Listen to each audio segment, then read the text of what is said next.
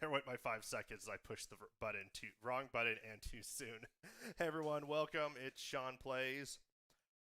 Today we are installing. No, it wasn't 5 seconds. Today we're installing the Ultra HDMI Hardware 2 HDMI and RGB mod on a N64 or an N64, whatever this thing is. It's being installed. Excuse me. So I was originally hoping to install this with the same night I did the PS1 digital. The PS1 digital was it went fine overall. There were some hiccups, but everything is great now. But the main reason I didn't, but it took longer than expected. So the main reason I didn't do the N64 one first, even though it's kind of the one I wanted to do more in some ways. In other ways, I'm honestly probably going to get more out of the PS1 digital. Because I'm really looking forward to going all the way through Final Fantasy VII on it. But the N64 HDMI, Ultra HDMI, this thing has been a kind of a pain to deal with in some respects. As a lot of people know, it's been 2 or 3 years since these were sold, and I'll be honest, it feels to me like they're just getting out the door now because the N64 digital is about to hit the market, which I hope to get another N64 and get an N64 digital and actually install that. I'm not honestly sure if I should have even bought the Ultra HDMI because the N64 digital is from the same people that did the DC digital and the PS1 digital.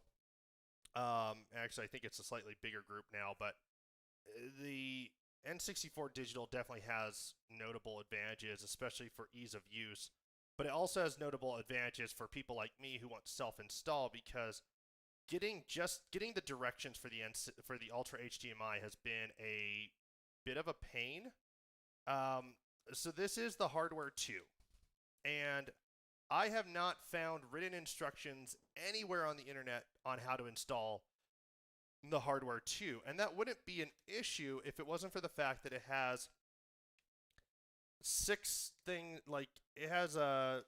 it has I think 7 solder points that are different than hardware 1. And what I mean by that is, so when we so first off, we have the ribbon cable, and as I kind of forgot to mention, I didn't do this one first also because I only have one ribbon cable, and I'm not upset that they only sent me one ribbon cable with the set, but I would have liked the option to purchase a backup like I did with the Xbox HDMI, now called the Xbox HD, and there's now an Xbox HD Plus coming out.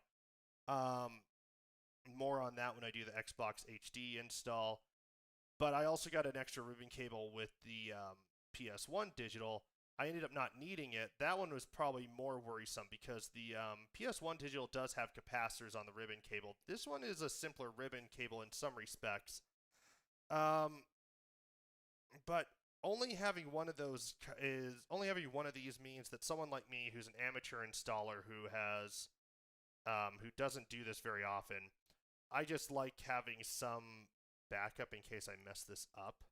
The other thing that's interesting here, I just noticed there's like solder points on here that I don't know what they're for, but they're not, I know they're not part of the normal install. But so on this ribbon cable, it's got one more lead. So essentially we have, this is the piece that, as I understand it, connects to the GPU because it's the most complex, hardest to solder part, so it's probably what it connects to. These guys connect to a couple capacitors near the GPU. One of these is connecting to something that I don't know what it is, but it's the same as hardware 1. And then the other one is new on this kit. The hardware 1 had the same ability on later firmwares, but one of these is actually for the in-game reset functionality, where you can do a shortcut from the controller to do an in-game reset. And so these are great. That's a great improvement to have that on here and not have to just add a jumper wire. So that's good. These are good improvements. So don't get me wrong. I wish that the hardware too had the Wi-Fi like the N64 Digital is going to have. I think that's one of the biggest things that N64 Digital has over Ultra HDMI is that it's going to have the ability to update firmware over Wi-Fi, and it's going to be harder to mess that up and brick it. Because if you brick the Ultra HDMI, it can be difficult to get support to unbrick it. You can unbrick it if you have a I think you need a JTAG programmer, but I'm not honestly sure if it's JTAG or something else. But you have to not only have the programmer, you have to find the appropriate firmware for use with the programmer. But anyway, so back to the changes from hardware 1 though. So we have an extra ribbon cable now, and this is for the RGB. And the RGB is not always a straightforward install. First off, which way does this ribbon cable go? I only know because there's another YouTuber who already did this. If you have a motherboard prior to the 04 motherboard, you have an 03, which were the earliest motherboards in the US, I think. 01 and 02, I think, were only in Japan. But if you have an 01, 02, or 03 motherboard, you can't just solder in place this this RGB connection and have it work correctly with a great signal. So that's something that you need to be aware of, but also I don't know what it is you have to do if you have one of those earlier revisions for the motherboard to get it's a problem with the sync signal. You run a bit of a risk of burning it out, apparently burning out something on your motherboard, but more definitely you can get some interference from the sync signal that's coming from the N64 itself, as opposed to just coming from the daughter board on here. So, hey Fat Wanda, yes, I am modding an original N64 with the Ultra HDMI to give it HDMI, and this is what we're installing right here. I haven't opened it yet. I'm not going to open it immediately, but this little thing is the daughter board that's part of hardware revision 2 that gives you, basically it's a DAC for RGB. So the way this works ultimately is there's an FPGA on here that is reading the digital signals off the GPU, and it's Intel Cyclone 10. It's a little hard to see since I have it in the plastic wrap still, but that FPGA is going to read the digital signals off the GPU, and then it's going to translate it to HDMI, and it's also going to output RGB, because this, especially on these newer revisions, you don't get RGB naturally. And hey, Human Shield, welcome. Hello, can you hear me? Yes, I'm not sure if you kicked off your stream yet. I'm just like talking a million miles an hour over Alright, here. I'm about to start my stream. Alright, hello everyone, this is Human Shield. Welcome to my stream. We're resuming American Truck Simulator tonight, and we are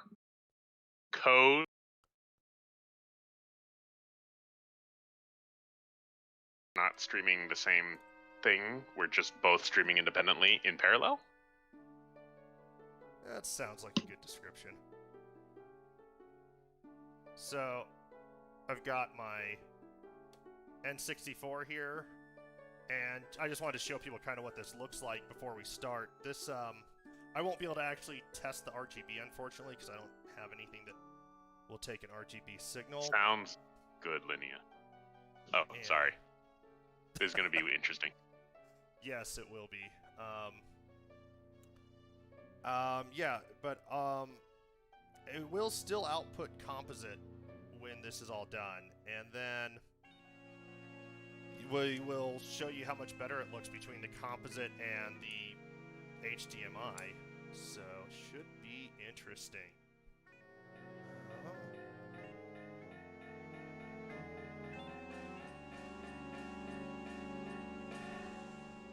I'm actually trying to bring up Human Shield's stream on my other screen, and then I'm going to get started with Shield your Google projects.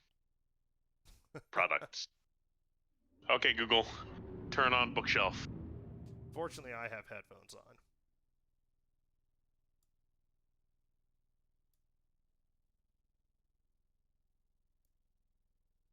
All right. Bring up my install. All right, well, I'm just going to start driving and listen to Sean. Yeah, I'm hoping this doesn't take too long. We'll see.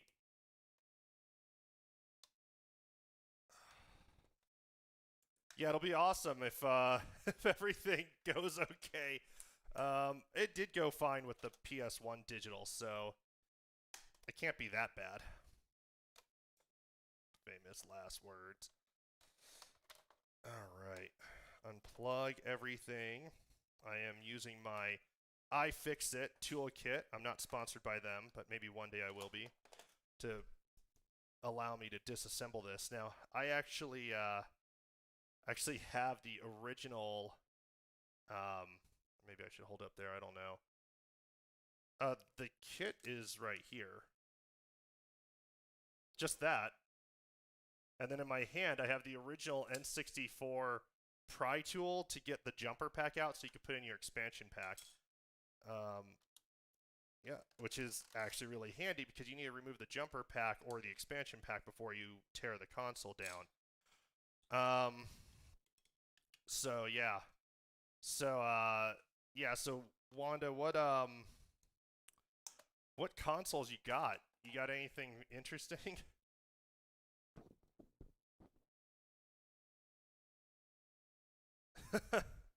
Yeah, some of the anti-cheat gets pretty invasive. I mean, I don't like cheaters in lobbies where we don't expect them, but yeah, it can get pretty invasive. All right. So I do have my iFixit Pro Tool kit here. And the important thing about the iFixit Pro Tool kit is that it has the game bit. Actually has the two sides of game bit that you commonly need for Nintendo stuff.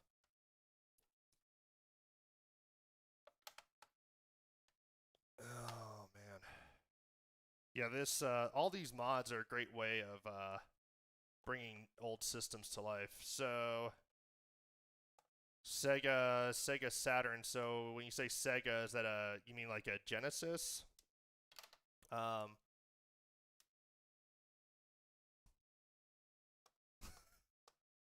Well, you should.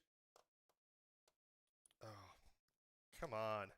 You could just do the Sega. Oh man. I think well, Sega was from when the console loaded, and Sega was the commercials, right?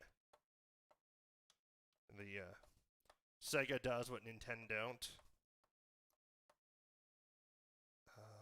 It's funny, the only generation that I had that I think I got... No, I actually got... I used to have a Saturn, I used to have a Dreamcast, and I got the Saturn instead of a PlayStation, and that wouldn't have been a mistake if I had kept the Saturn. Yeah, so Wanda, there's... every once in a while, there's batches of like, it's not an EverDrive, but like EverDrives for the Virtual Boy, and that's probably something you want to check out if you, since you got the Virtual Boy. It is hard to find games for that thing. That system, I bought that like day of release, and I sold it later, which was stupid, obviously. I had almost every game for that thing, and now to get that all back, it would cost me probably 20 times what I got for it back in the day. That system is remarkably expensive to connect for, or to collect for. Yeah, but hey, if you got 3 N64s, at least you got 3 tries to mod them, give them some HDMI. And with this stream, you'll be able to see, you know, assuming I don't break mine in the process, which it's unlikely, but it's possible. If I don't break mine in the process, though, you'll be able to see what the end result is. But yeah, so for my classic gaming, I have the analog NT Mini Noir. I am the what is it? The Super NT. Just got that actually yesterday. I finally managed to get one. If you want, I'm taking a picture so I know where things are when I go back to reassemble it. And I have a Mega SG for Sega Genesis and Sega Master System. Really hoping to get an Analog Duo and the Analog Pocket. So, all right. Now, fortunately, the directions I did find are nice because they let me, they tell me exactly what screws I need to remove from inside. Because once you're inside, it's just normal screws. And, of course, I think I put the larger screwdriver away. That's okay. Should really clean it then.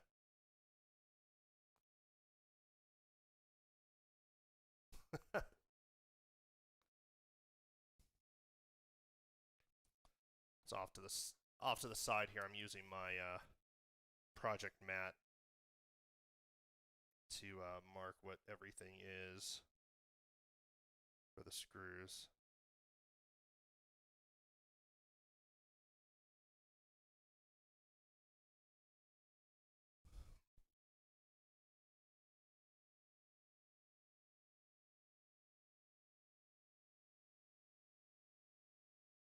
Because I have screws for the shield, but it's not a human shield. I don't know. Yeah, so the N64 digital thing is it's the same thing as the Ultra HDMI where I don't know the purchase details on it yet, but it's basically the same thing as the Ultra HDMI where it's a mod that is relatively complex to install and it adds HDMI and RGB. There will be some people who are selling pre-modded consoles. I don't know exactly who will be able to and who, because these have been hard to. All the HDMI mods have been hard to get. The chip shortages have affected a lot of the production on these things. Everyone's really feeling these chip shortages, unfortunately. I'm just going to keep blaming cryptocurrency.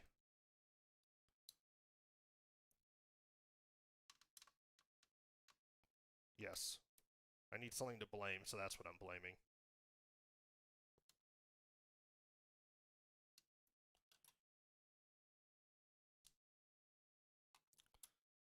For a moment, I thought you were going to be like, I have enough money to buy 1 Bitcoin.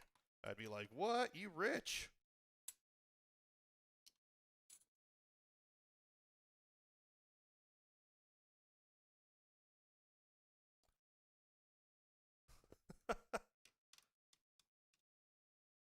Oh my god. There's people that do that. It's a crazy thing. Oh, I don't think that would be I personally would not recommend doing that. This is one of the fun things with the N64 is that while in a lot of respects this is going to be easier than the PlayStation, there's a lot more screws I have to go through to get there, and the screws there's more different types of screws. So not a big deal, but it just means you have to be careful reassembling it.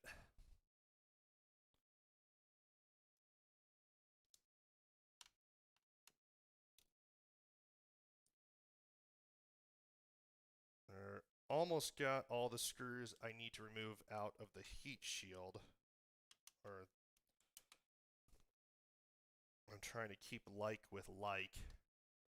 And I'm really glad I took a picture before I started unscrewing these, because I will probably end up referencing the pictures to put it back together. Which is not, oh geez, those are bigger. Okay, so that's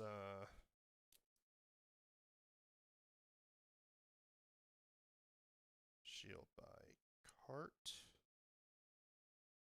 This is why I have the project mat. Again, another iFixit thing, but definitely a good purchase if you're doing this sort of stuff, because so this project mat, they have a tray and a mat. I got the mat. It's magnetic and it comes with a dry erase pen, and so you can make notes on it as you go. Yeah, that helps a lot. I mean, I'm sure that the people who do these all the time just know where it goes, but that's not me.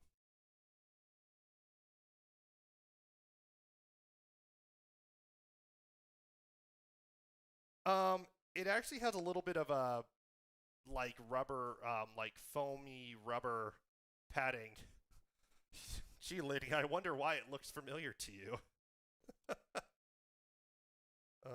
It's funny because this assembly here is actually basically like a heat sink for the CPU and GPU. Almost have all the screws out of the way for this step.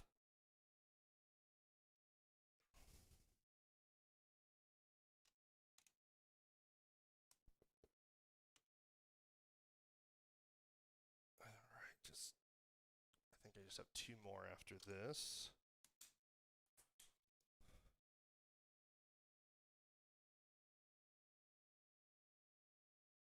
So mark AV and power on there.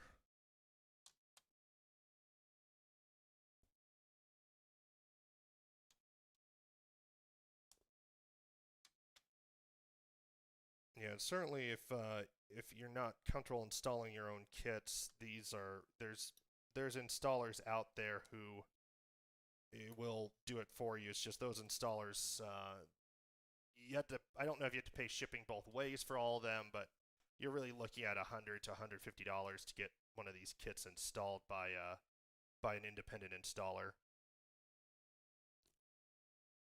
I guess they're all independent installers. So with that, our motherboard is free from the case.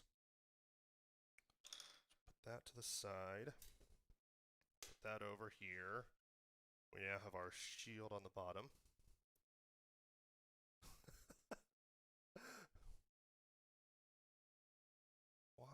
Why?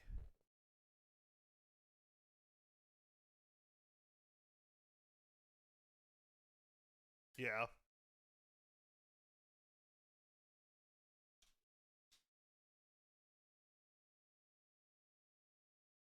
Mm-hmm.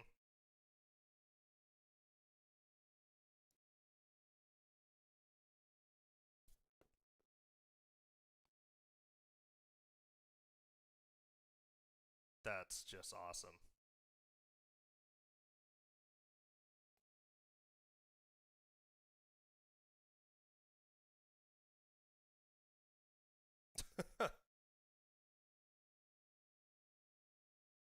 So, what a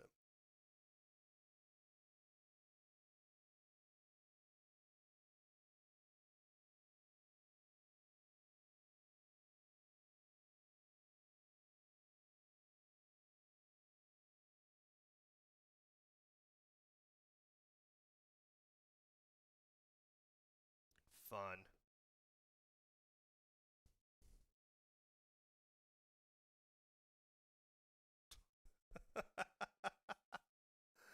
uh, that's awesome.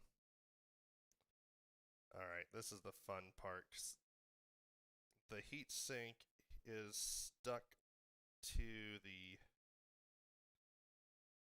It's stuck to the chips. There we go. Alright, that wasn't too bad. So, you can see the thermal pads on there. Not a big deal. Just always want to be careful with that sort of stuff because we don't want to damage the pads. We don't want to damage the chips. Well, we're looking good here.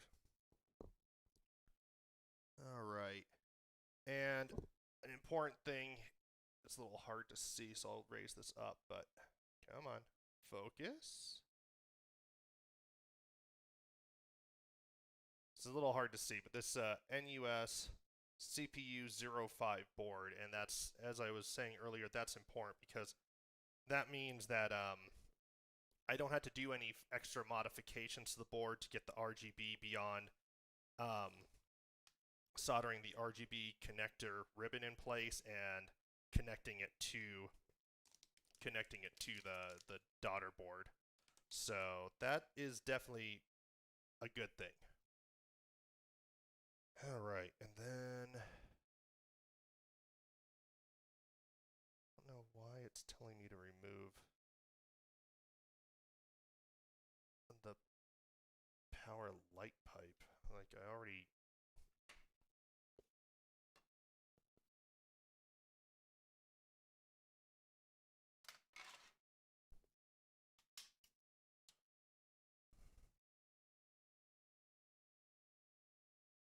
I don't know why it wants me to remove those clips and the light pipe. I'll have to pay attention to that later. Because what the directions are telling me to do here is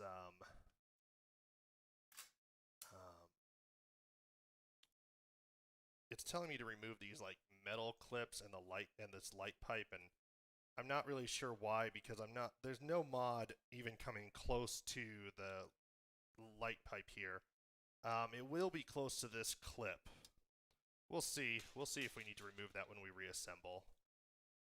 I'm doing the no cut mod, fortunately, so I get to skip some of the cutting steps. So the no cut mod does mean we won't be able to reinstall the bottom shield. So hopefully that doesn't cause problems. But if it does, I'm keeping all the parts just in case. What all do I have in here? Okay. That's got to be a bit of a relief.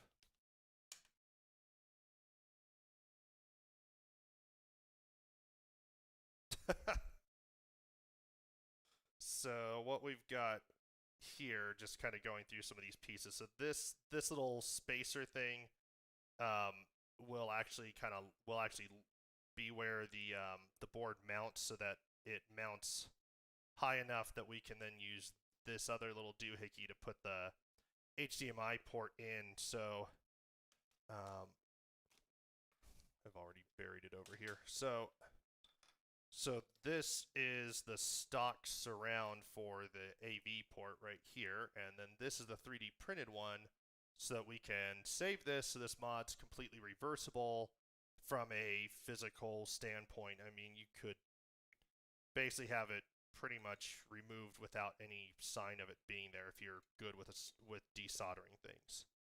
I don't expect that to ever happen, but a no-cut mod is always a nice thing, so you're not damaging a case.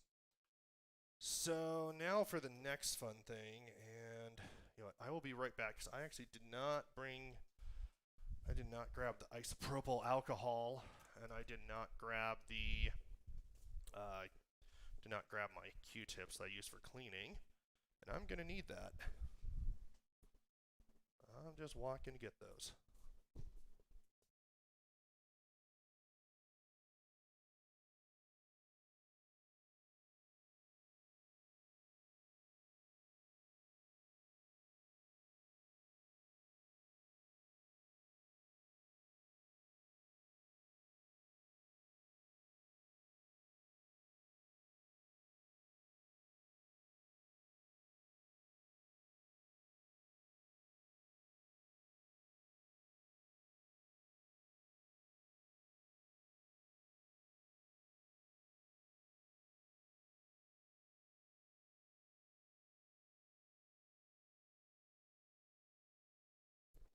How could you forget the bump stops?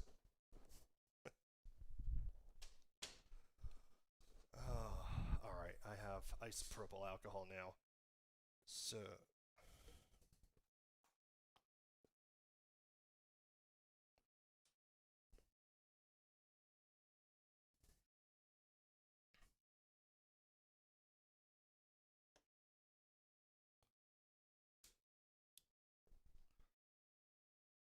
wow, it's been that long since you got the truck.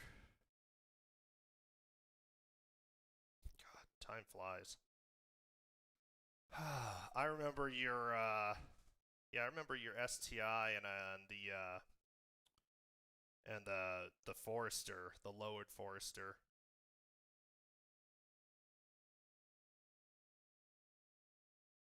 Oh, nice. So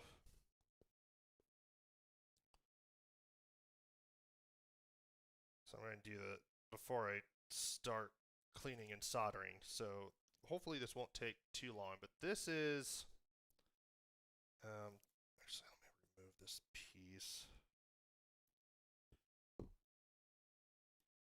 I got these safety glasses with flip down magnifiers at Micro Center, and I highly recommend safety glasses whenever you're doing stuff like this anyway, just because sometimes things just kind of happen. But yeah, the magnifiers are pretty helpful. This ribbon. Which videos did he watch?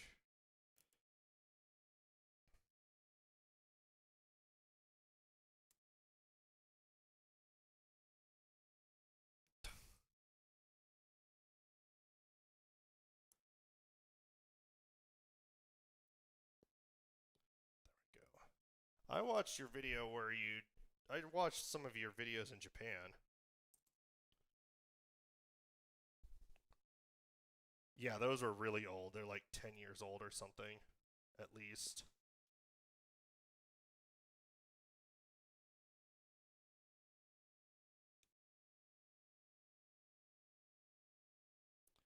Well, you didn't live in the city of Japan, did you? I mean, the city of Japan. You didn't live in the city in Japan, though, right? You're talking about Chicago again.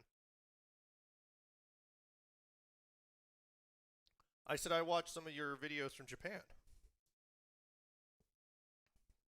I was trying to show the scale here. Actually, I guess this does show scale pretty well if you know. Each of those squares is 5 millimeters. So this is what is being soldered in place in the N64. So you can see the entirety of these. What is this, like 12, 13, 14, like 18 contacts here on this? They are less than 2 centimeters for all of those. They're really small, and they have to be soldered in place very carefully. And then once those are soldered in place, there's also there's 4 other contacts. So the nice thing is once this is in place, that's the worst of this install. That's the hardest part, is getting this ribbon cable installed. Because once it's in, then the other part is simply the other part at that point is simply plugging it in, basically. The other solder for the RGB is very easy by comparison. So to make this hopefully easier on me, one of the first things I'm going to do is I'm going to... I can't do this easily under my microscope without grabbing another piece of paper, because I don't want to solder directly on I don't want to solder directly on my pad there. But I'm going to actually pre-tin the ends this time, so I hopefully will have to do less desoldering. I'm also just making sure I've got the right side up. Okay, I do. So turn on the soldering iron. And so the technique for this stuff is basically lots of rosin flux, and it's really important to get a rosin flux that, if you don't clean it, won't corrode things, and that's something you have to be careful with, because you'll hear this in a lot of install videos. A lot of so-called no-clean fluxes actually are only non-corrosive if they do a full heat cycle in a like reflow oven type of a situation. So that's where you put the whole board into a reflow oven and let it heat up to 250, 300 degrees Celsius, so that all the stuff heats up really well without breaking anything, and then it's not corrosive. For rework like this is technically rework. You don't want to use that sort of stuff because this board has a lot of little plastic things attached to it for the AV and power and controllers and stuff like that. I don't know how well it would handle being reflowed in an oven, and even if it handles it well, I don't have that. Most people don't. So I am using a really high quality flux from a rosin flux pen, and this stuff is kind of nasty. Flux is always kind of nasty, to be honest. And I'm just putting a little bit of flux on all of the leads, and then I'm gonna hit it with some solder. So I'll have just a little bit of solder on every lead. The first thing I'm gonna, you're gonna hear some fan noise because this solder fumes are nasty, so apologies for the fan noise. But if I was soldering as much as, like, say, Louis Rossmann with the Rossmann Group, excellent guy to watch on YouTube if you're interested in this learning how to do some of this sort of stuff. If I was soldering as much as him, I would be absolutely getting a solder fume extractor, because that would really make my life a whole lot easier. But there you go. That is 18 pre-tin contacts. Boom, just like that. See, look how easy this is. I'm kidding. This takes practice. It's not hard if you've done this stuff some at least, but it's the type of thing where it's easy to mess something up, and unfortunately, while places will fix things for you, it will cost, typically repairs cost more than just them doing the mod for you. So there we go. All those are pre-tin. It was that fast. I'm putting the soldering iron to sleep for a moment. Putting my flex ribbon over here. I will not pre-solder the other ones, but I'll explain why when I actually do that. So our next step here is to locate where I'm actually doing the soldering. And then I will clean it, and oh, it's right there. Okay, this is pretty straightforward. So this is the area I'm doing the soldering. So this cable is going to come in, and it doesn't just go anywhere on here. You have to line it up perfectly. But it's going to go along this area right here, and I may end up flipping the. That's probably, yeah. I'm gonna. If I'm really lucky, I can just. Well, first I gotta clean it, and then if I'm really lucky, I'll be able to use Captain Tape, because for those who watch the PlayStation install, I could not get the Kapton tape to stay in place. And the Kapton tape is, it's a lot like electrical tape. For anyone who's used electrical tape before, Kapton tape is a lot like electrical tape, but it is so much nicer. It doesn't leave the nasty residues. I think it's just a different adhesive, and it's not stretchy like electrical tape. Like it might stretch a little bit, but it's not it doesn't stretch much. You can't stretch it. You might just make it go out of being flat. So yeah, it's because of that, it is actually quite a bit different than electrical tape in that respect. I'm just looking for the other place I want to clean with alcohol before I start soldering away.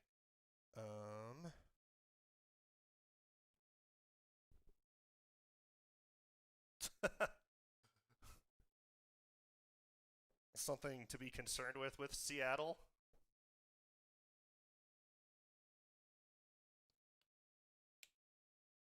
This is fun.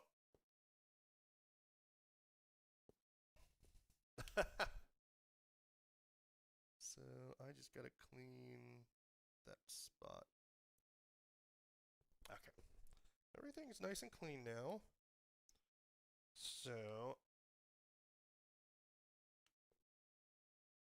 yeah,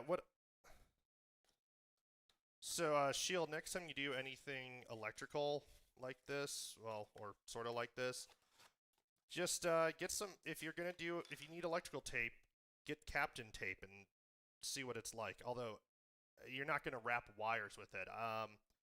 For wrapping wires, I use heat shrink tubing these days, which I imagine you probably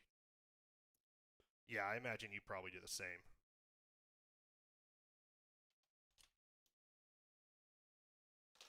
Yeah, that's probably still the place where I would also use electrical tape, but I don't do that very often. I did. Oh. Nice.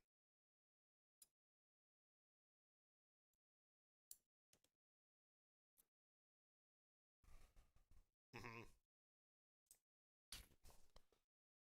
I can make the tinning look easy, but then I just drop this on the floor.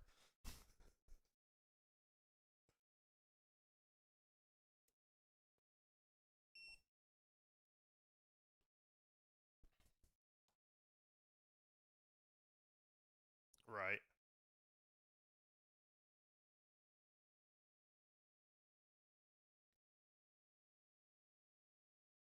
Mhm.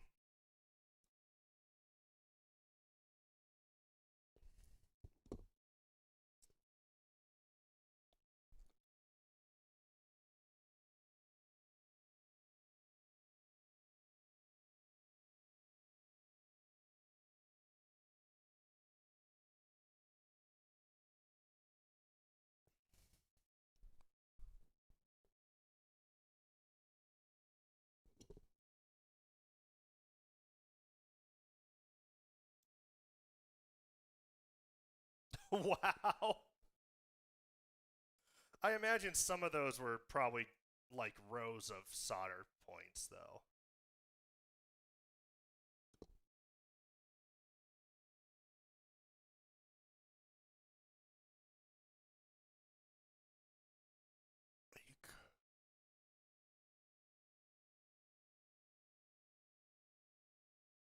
You could have fixed it yourself.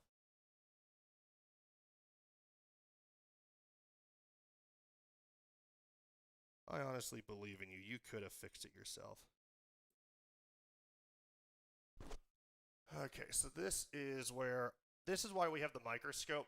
Because it's hard to do the soldering through the microscope directly, but the microscope really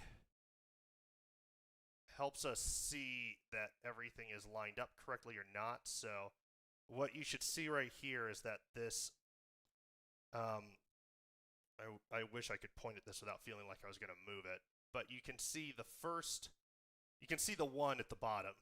So 1, 2, 3, 4, 5, where that white dot is, those we do not want this ribbon cable to connect to. Then we start at pin 6, and so the ribbon cable needs to be perfectly lined up with 6, 7, and 8, skips 9, 10, 11, 12, skip 14, 15, 16, wait, 14, 15. I'm counting, but the point is, you see it's lined up perfectly 1-to-1. There are some gaps. Those gaps jump correctly. So this is where we want to be for this part. The next step here is going to be, again, rosin. Rosin flux, non-corrosive stuff. This is our best friend, because if I screw up something here and I get a bridge, this just being methodical, careful, and slow with this, I can actually, between this and some desoldering wick if needed, I can fix every bridge without anything crazy, without sticking a screwdriver in there or something. This is the closest thing to magic that I've seen in my life. Like, I'm not even exaggerating. This stuff is amazing. And the reason I say that is because there's a chemical reaction with the rosin and the solder essentially that somehow basically causes the solder and the metal to kind of suck towards each other. And that's what enables this to work so well. And I am using leaded solder. And the reason I'm using leaded solder, even though it's less eco-friendly, it melts at a much lower temperature. And doing work like this, you're much less likely to damage your stuff, essentially. So there's a pretty good chance I will end up with some bridges as I do this work. That's okay, because I will go back through and fix those as needed, and I will be inspecting it very closely. And the crazy thing is, these pins are larger than the PlayStation 1 pins were. So this should be a little bit easier. And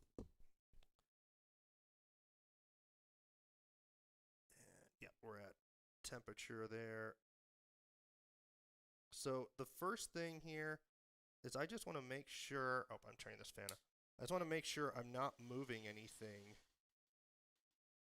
And I'm just very carefully going through. I probably should tape that part down, but that's okay. And I'm just getting those connected so you can see. I wish I could point better, but you can see this is already connected here. So I'm connected. The first 6 pins are done. This pin here is not done yet. I'm taking this very slow to make this easy-ish.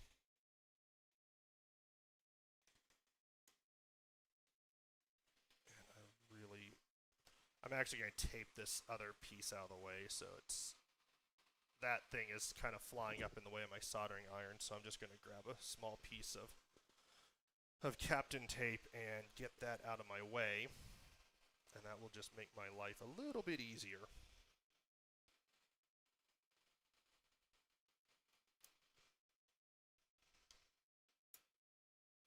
And yeah, I mean, Dennis, if this looks easy the whole way through, I will be so proud of myself.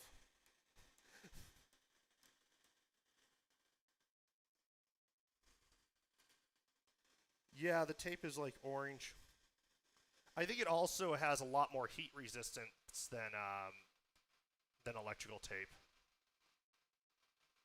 Man, getting this microscope was such a big help for this stuff. This is a relatively cheap one, but it definitely makes a big difference.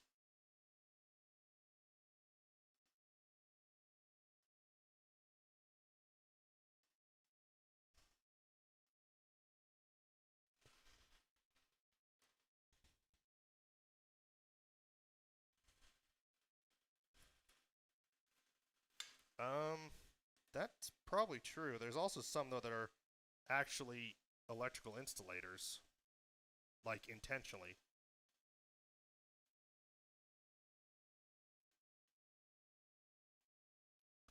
But I don't know, like, for example, if Scotch tape is electrically conductive.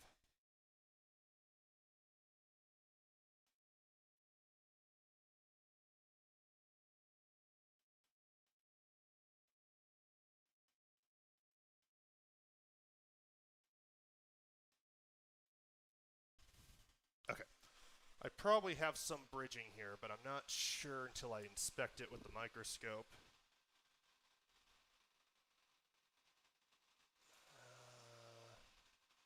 If I do, I don't have much, which is good.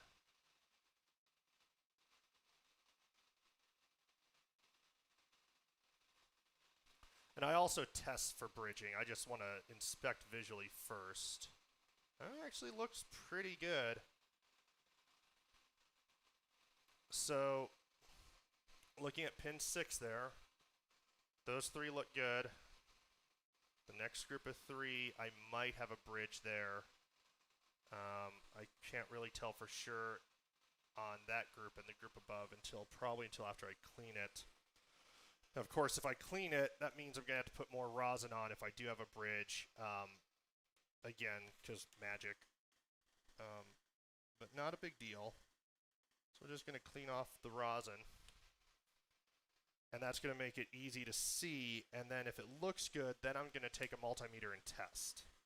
Because since I'm not doing this professionally, I absolutely, don't want to mess up because I don't, I'm not the best at this. I'm not bad, but I'm not the best.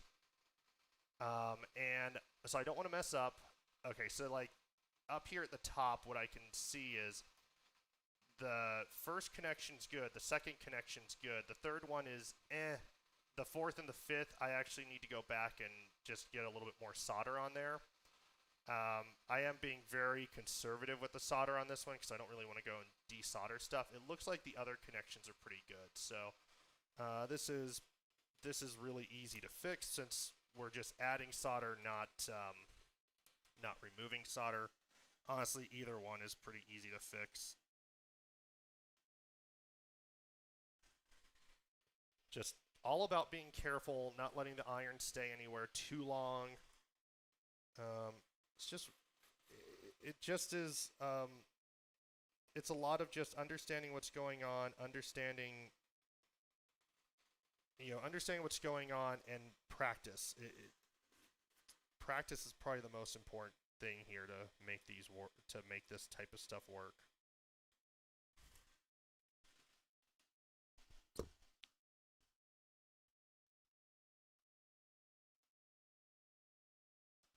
But the good thing is because everything is everything's soldered down overall. So the really good thing is that we're in a place now where it would be fairly difficult to knock this ribbon cable out of place as we touch up any solder joints. And again, it's hard to see because we have rosin. Rosin everywhere.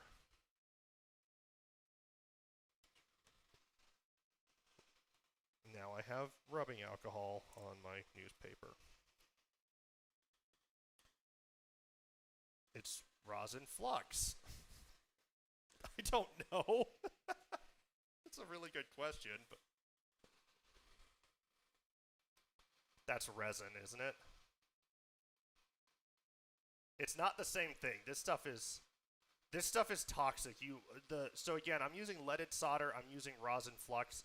This crap is toxic. You don't want to be breathing this stuff in much. Really don't want to breathe it in. So not only that, another thing you don't want to rub your face. You want to wash your hands when you're done with this. Very, very important to wash your hands when you're done with all this. Oh yeah. This stuff's nasty. This one is a lot better than the other rosin I used to use, but I don't actually know exactly what this is because it says, the pen says it contains rosin, butane 2,0L, and ethanol.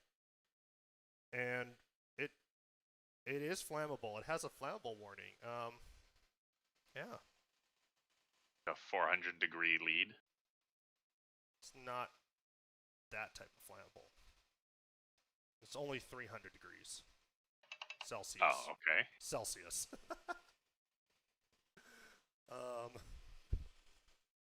So I actually think we're looking really good here as far as this. This is the worst of it right here.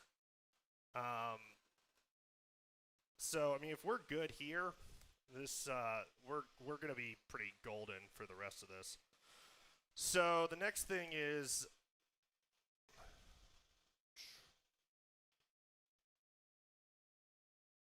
It's also different, I think, though. So I've got a multimeter. It's in beeper mode.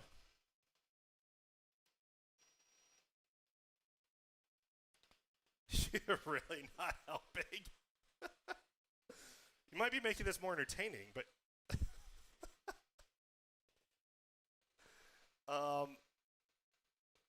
Okay, so I am going to beep this out, and all that means, all that is slang for, I'm just making sure I don't have anything bridged.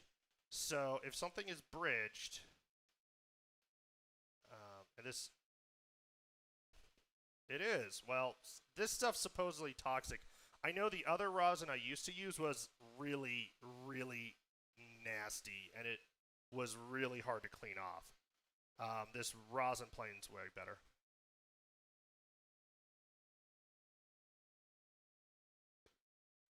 So is this just liquid because of the ethanol and butane?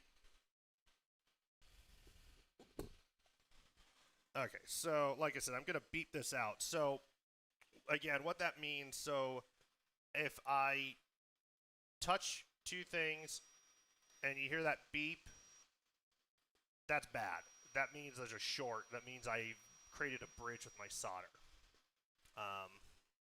I don't think I did, but I am going to beep it out just to be sure and pull out my headphones to make it easier to hear. So I'm going to start here at pin, I'm going to turn this, even though you won't see the screen turn. I have turned the microscope so that I can actually see what it is I'm doing or reach it nicely with my multimeter. So it is possible that I have bridges, and that's why we do this.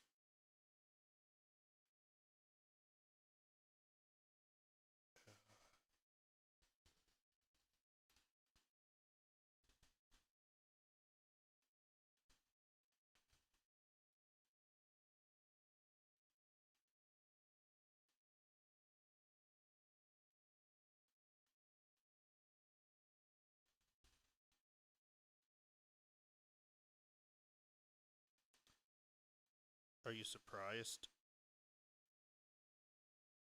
I told you it was a chemical reaction.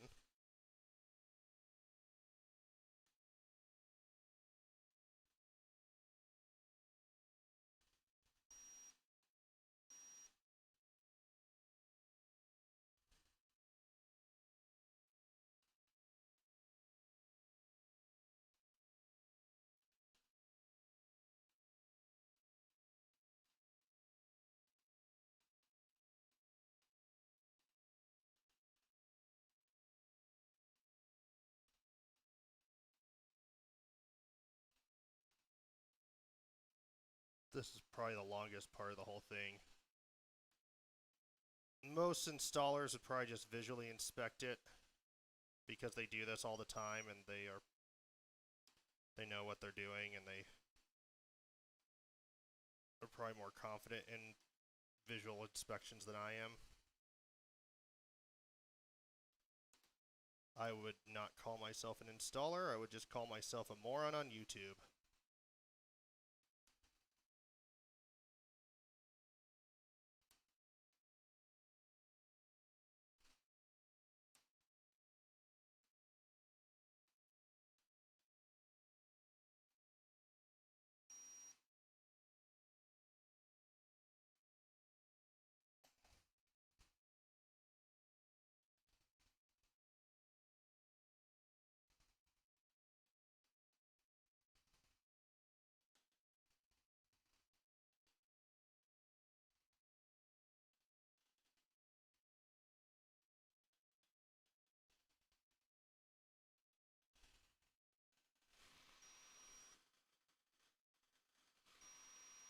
Why is it beeping?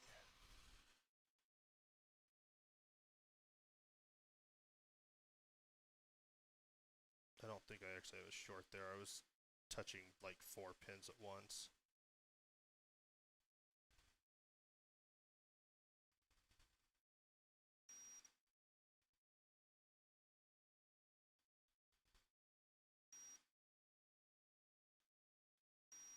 It's interesting how like some of these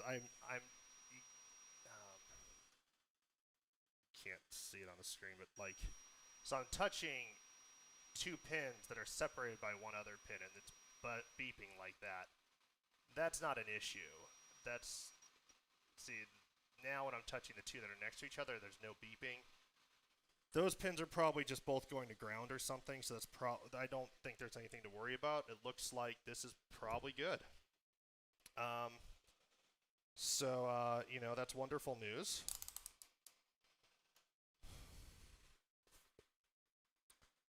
now the next thing, turn this back. So next thing I'm going to do is remove the captain tape. I'm going to grab my tweezers just to help with that a bit. I'm actually going to grab 2 tweezers because for the next part I'm probably going to want them. So I got that iFixit toolkit that I want to say it's Linus Tech Tips talks about. I don't remember if Ben Heck talks about it. But I finally got the ProTech toolkit, and it is honestly very useful for stuff like this because it has tweezers, it has spudgers, has all kinds of useful stuff. Now I could technically probably leave the Kapton tape on. It's non-conductive. It's actually something that I leave on inside of projects, but it's actually in the way. Oh yeah, good. That is definitely on there nicely. So yeah, we're in good shape. So the next step here, this is why I pre-tinned these other contacts, because we're actually going to be let me put it back to the microscope. So we've got these two things right here. 1, 2. We're gonna fold them slightly and connect them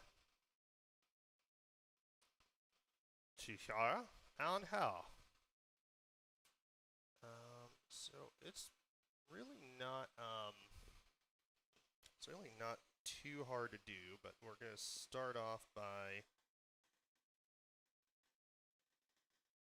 grabbing this guy right here. Grab my other tweezers. Grab this.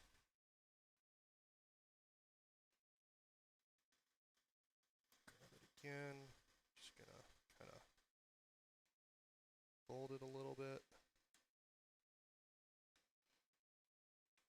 All right, and magic pen. Just touch to that capacitor. Touch up a little bit there.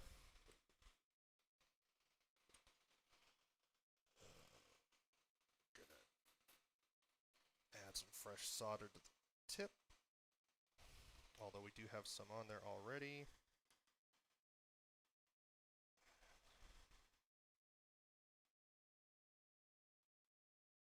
I'm actually going to grab the other tweezers because these ones are metal. That one's not. I don't want to melt it. But tweezers are super important for this part. Just makes it a whole lot easier to do this without burning yourself. Also, you have to hold it down long enough with the tweezers or a spudger or something.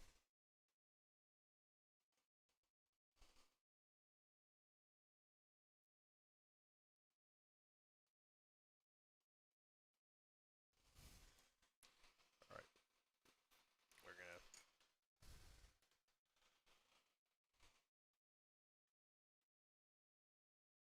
readjust just a little bit here because I'm just not getting it held down well enough. There we go.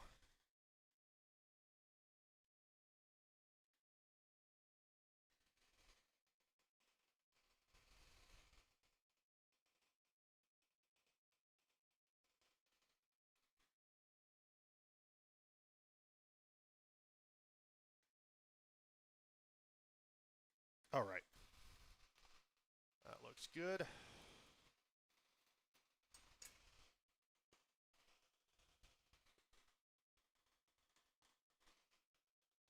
So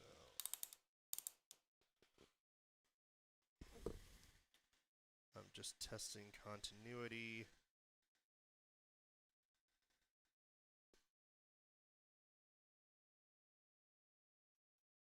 Yep, that works. So all I did there, if you couldn't tell, I went from the solder joint as close to the capacitor as I could to where the pin on the ribbon cable ends and made sure it was connected. So I just beeped that out to make sure it does beep. And a big reason I'm doing that is because on the PS1 digital, I had some fairly easy solder joints that looked a lot like this that were, you know, I got them wrong. I didn't break anything, so there was, you know, nothing to worry about from that point of view. But even though I didn't, you know, not breaking something's great, but it didn't work because the solder joint was bad. It wasn't actually connected. So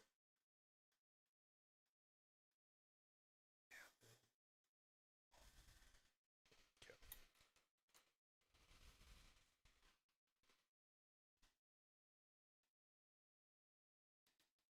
Well, that is terrible.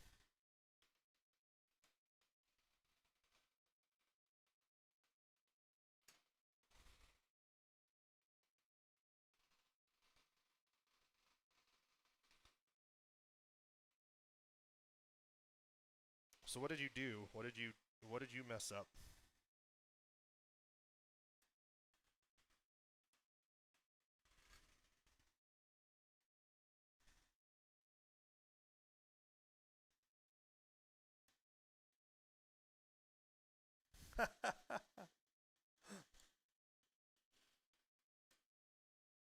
I just find it funny that he turned out in front of you and you're like, "Stupid truck. I'll show you who turns out in front of my truck."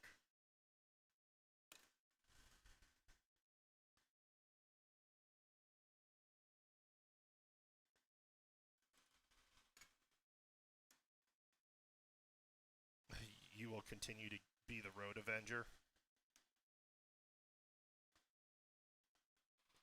Probably just because I'm close to the fan. I said you will continue to be the road avenger. Very good, very good. I want to play that game, Road Avenger, on Sega CD.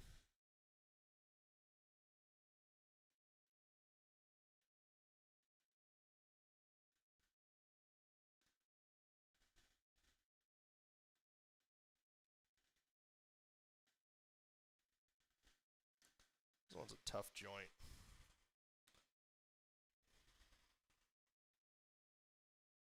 But we will get it.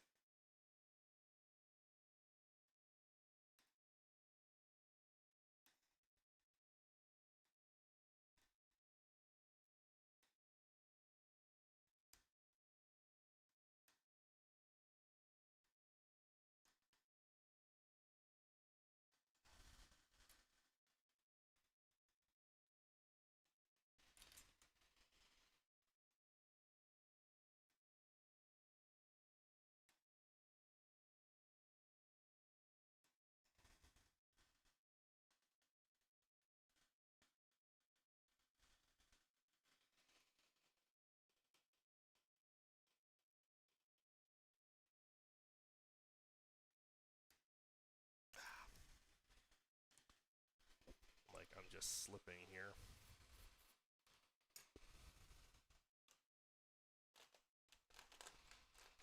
It's okay. We will succeed. We will not something something, whatever that speech was from Independence Day.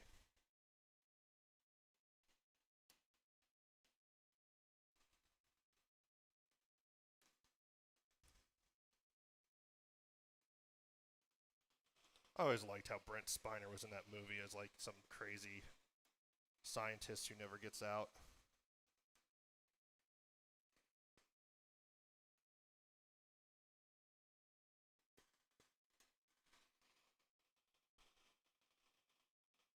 Eh.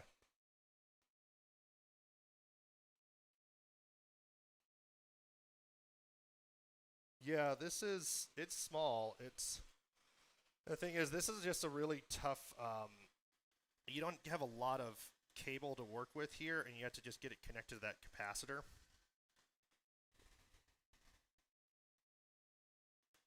And it's just easy to move it by accident.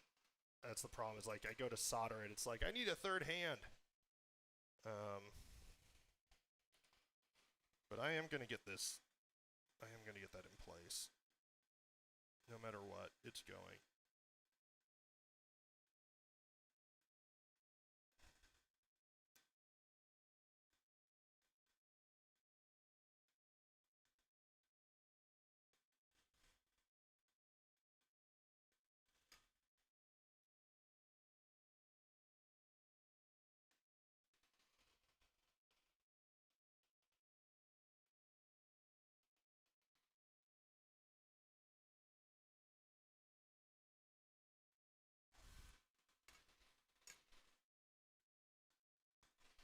Alright, I got it down, but I don't think it's good enough yet. So, I'm gonna... See there, it just went off. I'm like, come on. Gonna put some more rosin there.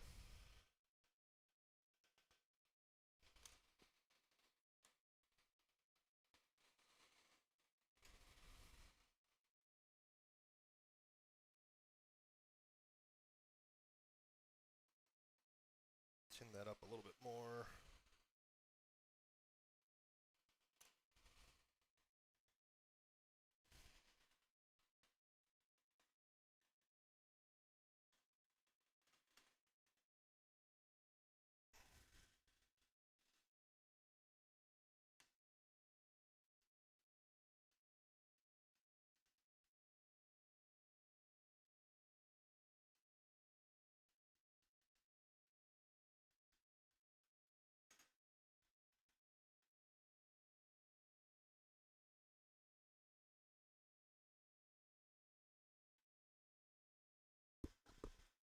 That's the rosin.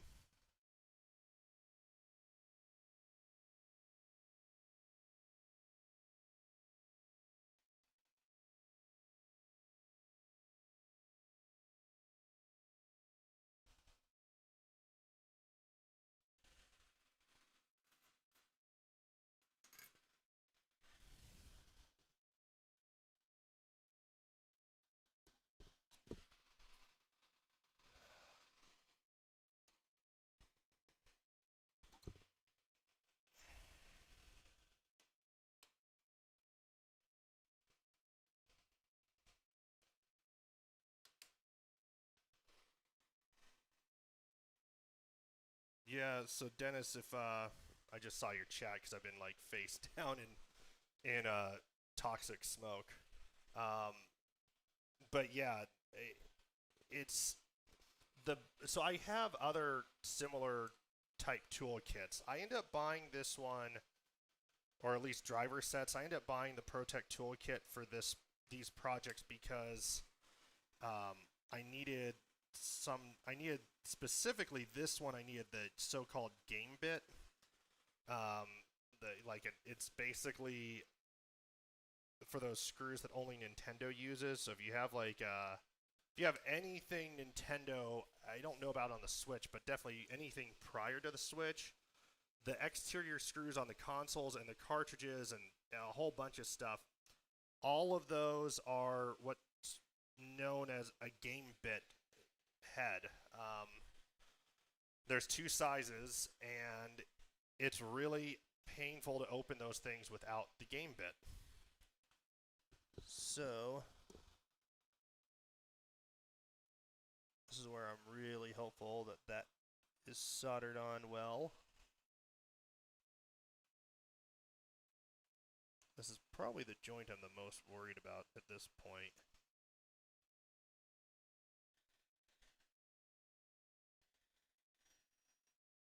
I think we're okay.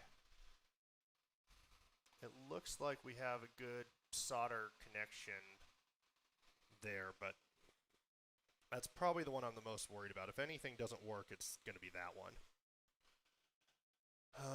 Okay, so that gets us down to two more of the sort of tricky ones left.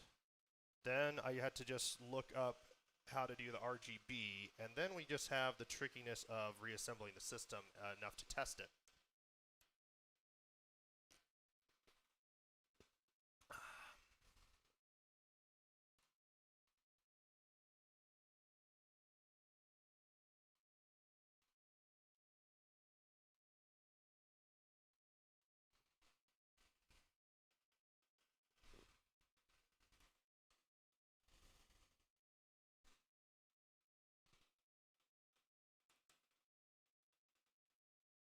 actually have to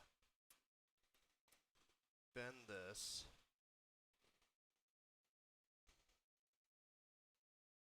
like so.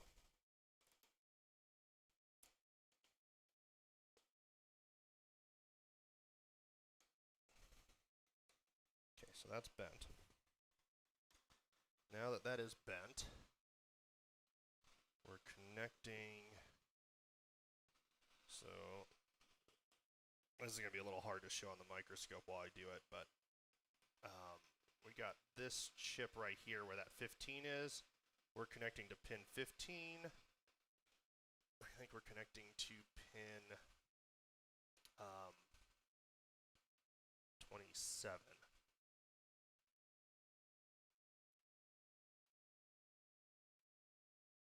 Yep. So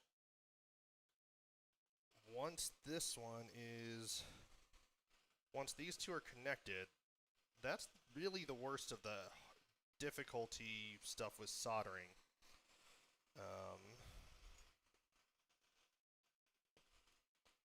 So we're going to add a little bit more solder to those two spots before we do this. And we're going to do the pin 27 first, and then pin 16, and then I will look up the which way to how to put on the RGB connector.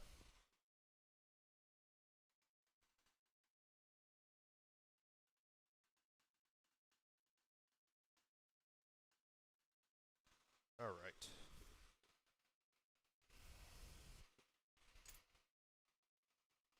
That is tinned up.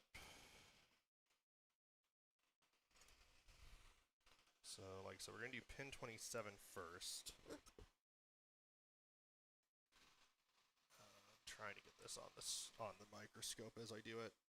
This one's a little tricky because what you may not, it doesn't, not necessarily obvious from the screen, but those capacitors are kind of in the way for this. And again, this is one of those funky ribbon cable things where we got to get this down and in place without breaking anything. That makes it tricky.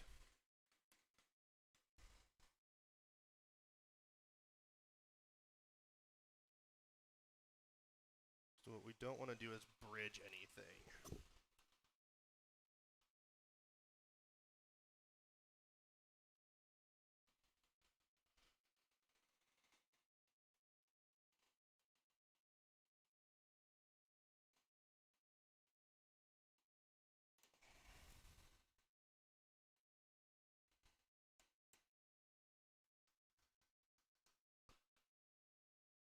One moment.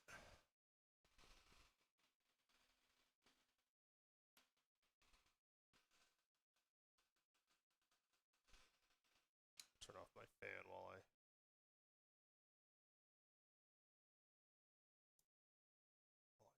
do this.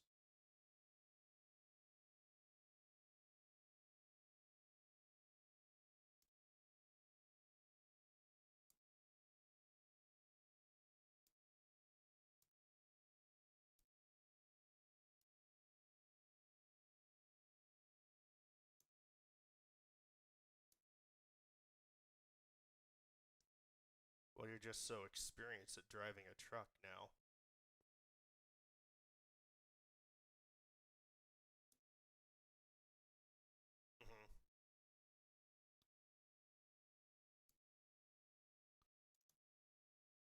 Yeah. I mean,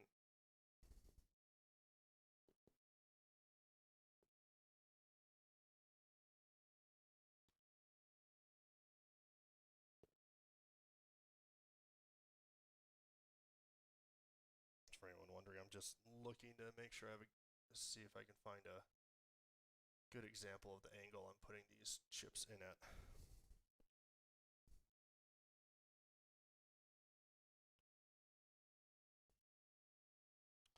So I'm just going to do these off the magnifying glass so I can just get this done without breaking it. So these are just an awkward angle.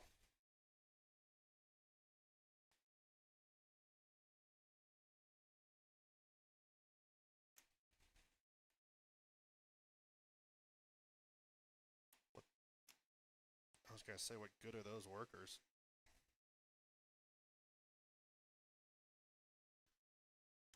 Okay, if I got that in there without... Okay, so if I got that in here without bridging anything, I will be very happy and kind of proud of myself.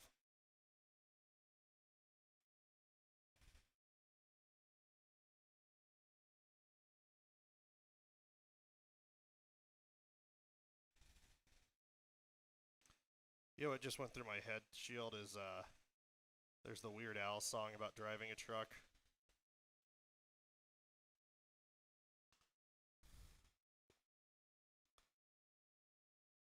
It's weird. Shouldn't surprise anyone since it's Weird Al. It's like the lyrics are like driving a truck, driving a big old truck.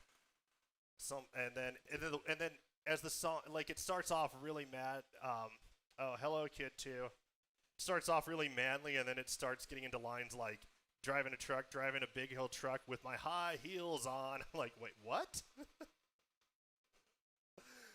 It's pretty funny. Okay, so that's how I've soldered this, is straight up. You can see some straight solder on the pin next to it, not a big deal. Same thing there.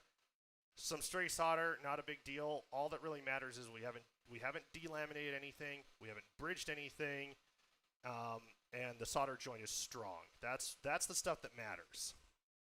So, and yeah, so Shield, you should go check out that song when you have a moment. I know, it's so great, isn't it?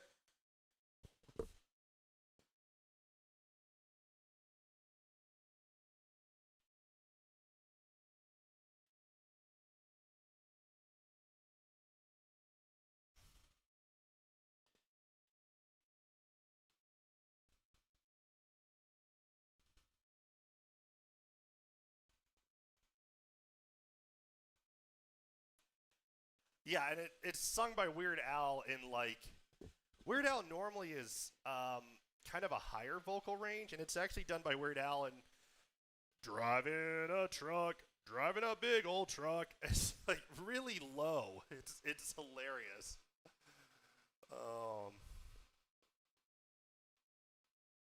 Hey, how can you not be a fan of Weird Al, right?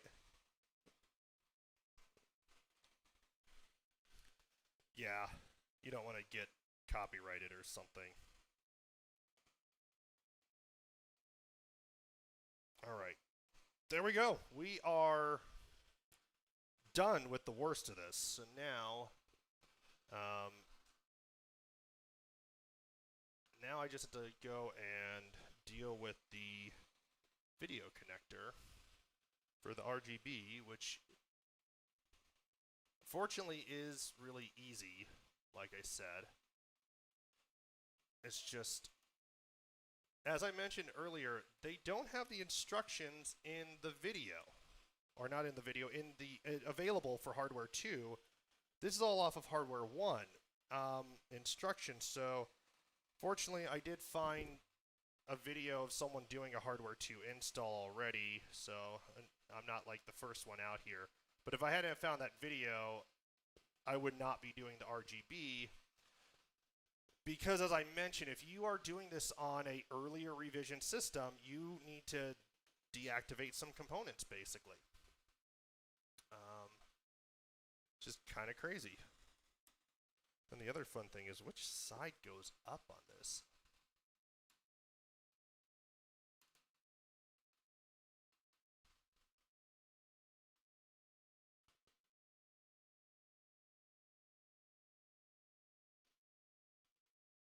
Butter. I hope you have enough butter. I still remember, like, being in the middle of nowhere at might have been Texas Roadhouse. It was either Texas Roadhouse or Sizzlers, and Come on, Texas Roadhouse was the place. Remember when we got our coworker on the saddle for his birthday? He did not appreciate that, I don't think. It was worth it. I had permission from our manager.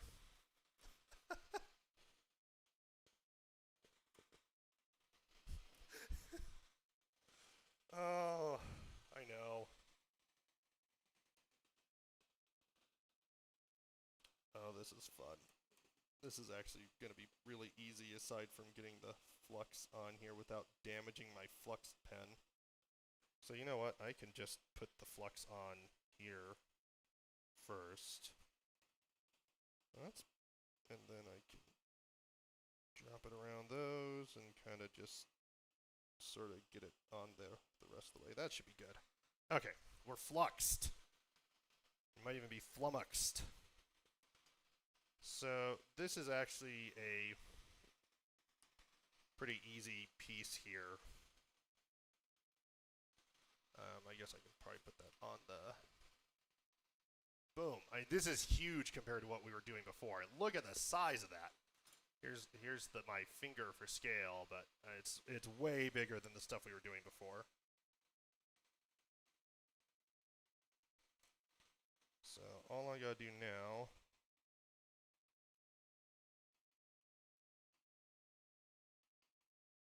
Boom. Oh, come on. Really? Really? This is nothing. I think that this is just, it seems harder than it is if you haven't done much of this.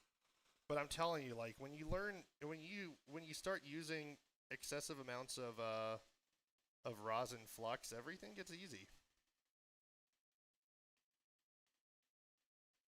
So then it just becomes don't apply too much heat for too long, and don't solder your tweezers to the board.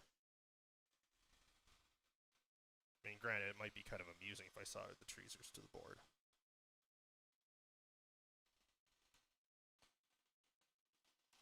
I'm sorry, I'm not on microscope just because the angle doesn't work real well for the microscope at the moment.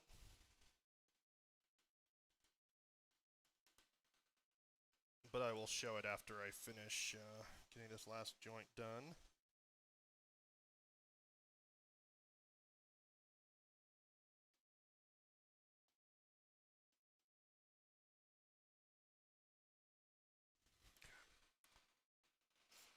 Almost there.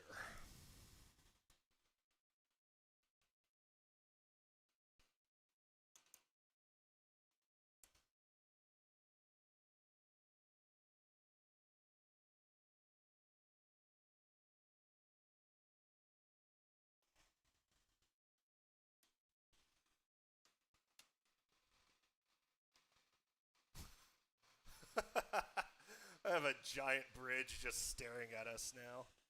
It's fine. It's easy. Easy to fix that. Look at that. Boom. Gone.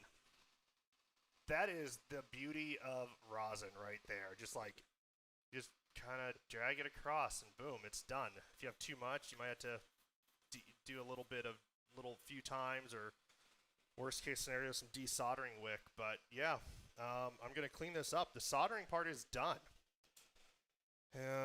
We only took like an hour and 15 minutes to disassemble and solder everything, so I feel fairly good about how long this is taking too. Now the Xbox One, when I do that, hopefully on Saturday, I'm not sure if I will get to it then or not. I might have to break that one up into 2 streams. The Xbox One is honestly probably about the same difficulty to solder as this one.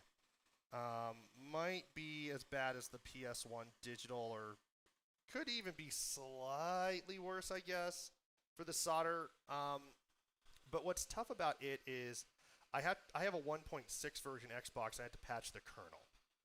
And so that kernel patching is what I had to mod the Xbox to do the kernel patch, and that's what's going to be a little tougher.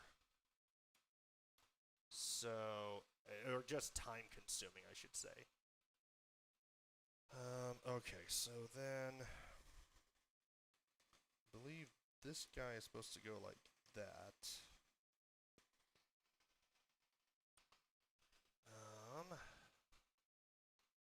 we've cleaned everything.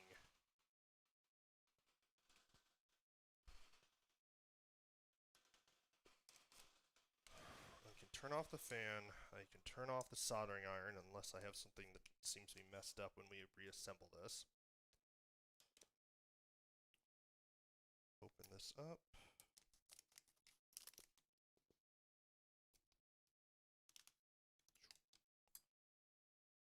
Grab the bottom part of our case.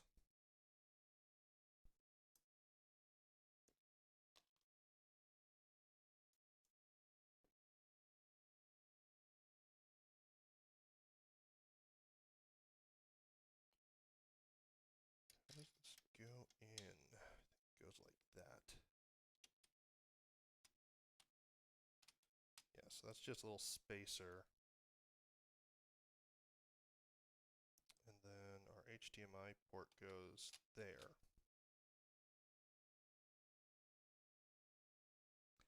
And now, I'm not going to hook this up quite yet, but we've got our, let's see if we can move that out of the way some. Okay. So see, our board goes back in like this. And when we put this in, we've got this ribbon is going to be bent to the side. I can actually connect that one before I even put the board in. But it's going to be about like so. And then this is one of the harder things about this. I might actually just lift that board up and put it back down to put it to mount it. But this goes around like that. Where is my little printed thing here? Okay. So this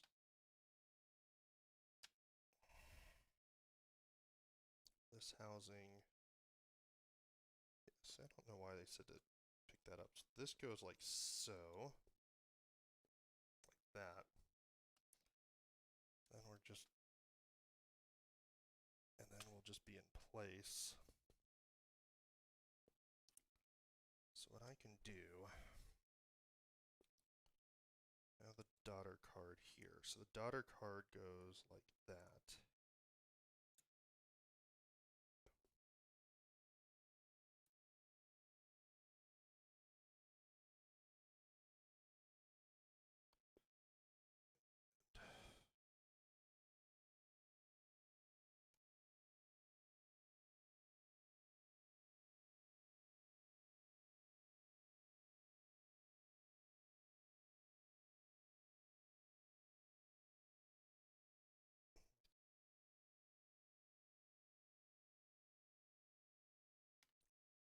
Oops.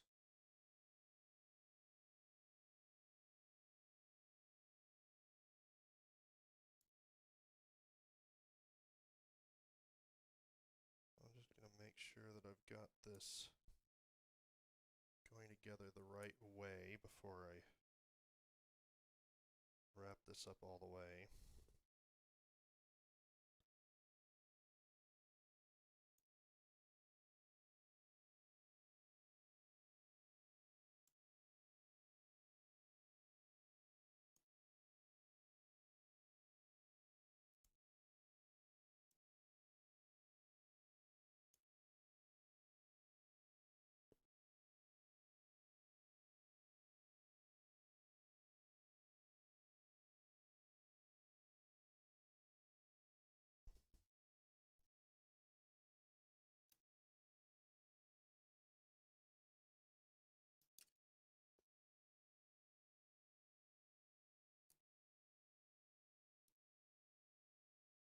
Fortunately, this can only actually go on one way.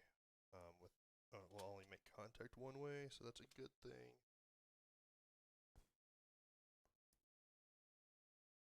I believe that's how that goes in.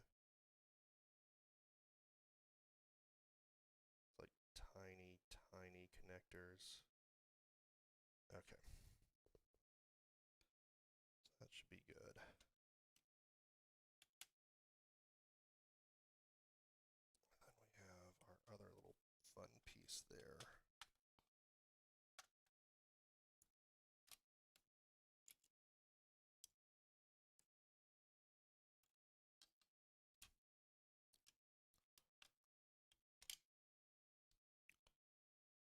Pull this up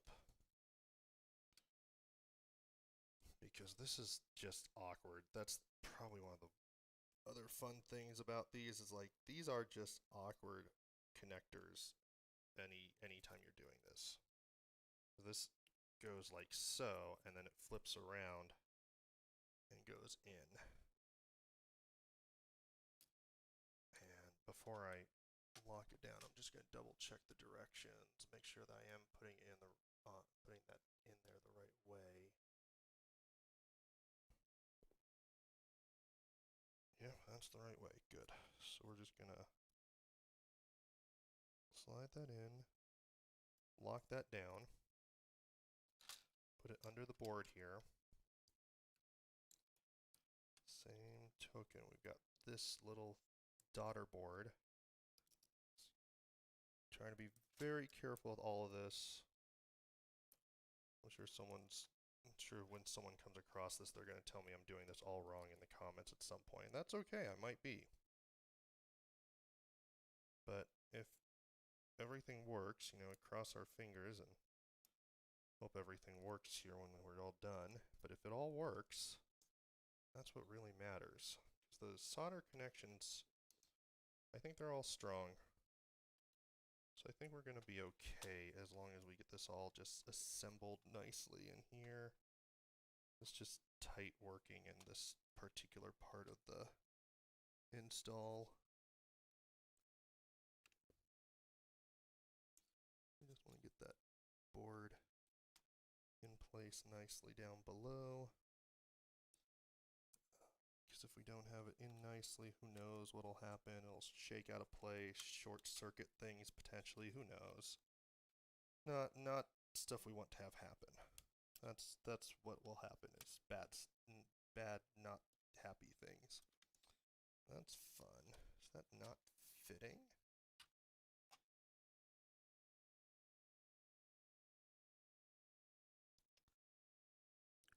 It's having some trouble with the daughter board there.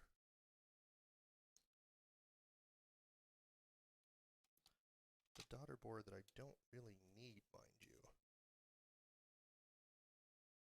Don't really know why I bothered with the RGB on this because it costs an extra like 30 bucks and I have nothing that takes in an RGB signal.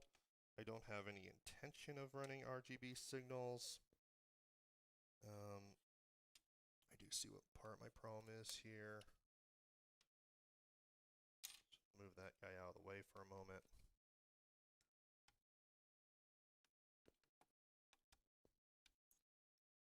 This to sit in its spot all the way. And then hopefully this time when I put this in, it won't be up against that cable so much that's a problem. Not sure about this RGB portion here. It does not sit the best. Okay, I think we're okay. That has to go like that. That should be fine. Just have to get this on now.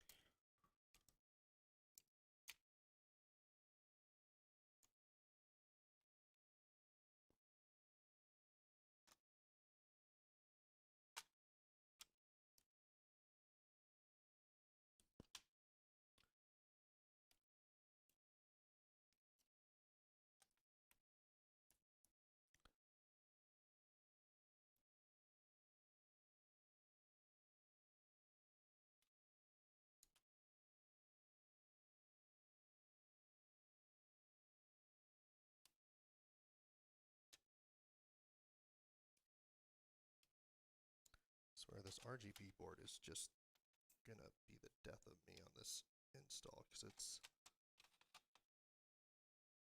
really awkward. Okay. I'm gonna look at this Rgb board one more time, but we're gonna try this one more time to get it in there with the Rgb board without breaking anything, hopefully. And if it doesn't want to cooperate, I think we're going to go without the Rgb board because this is just really tough to get in place. And I don't, and as I've said like 20 times, I know, but I don't actually have a use for the Rgb board. So I don't really even need it installed.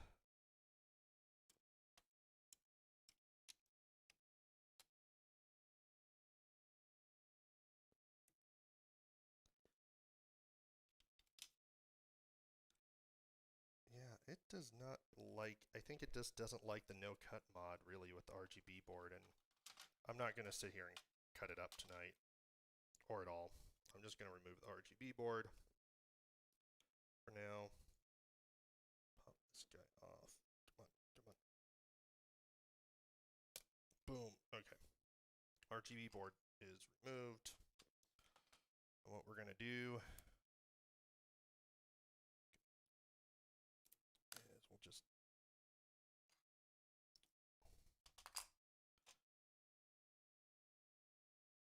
I'm not going to bother taking it out. This is the magic of Captain Tape. I'm just going to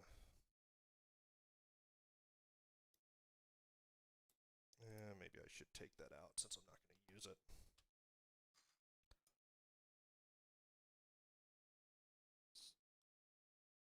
Move this. I'm just going to disconnect the Rgb ribbon real quick because I just do not need it.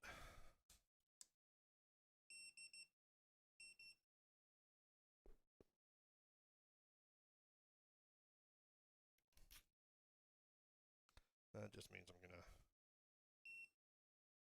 do a little bit of desoldering here.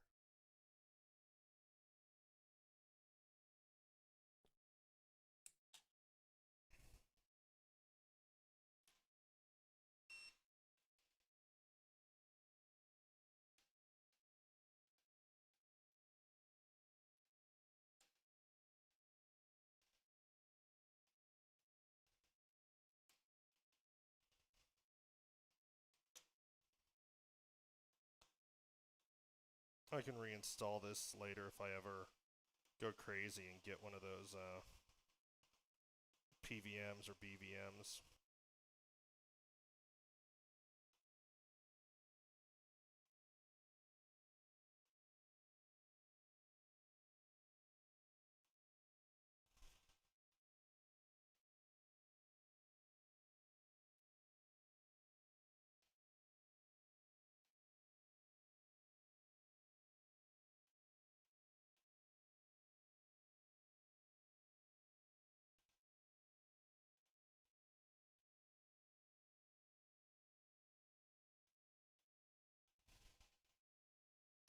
It's always the desoldering of things that's the worst.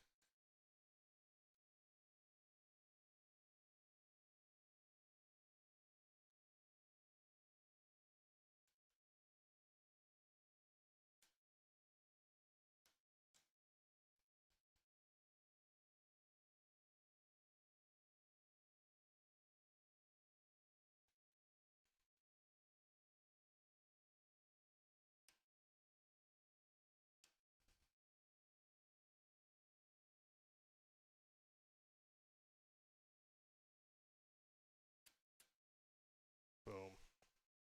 That's that.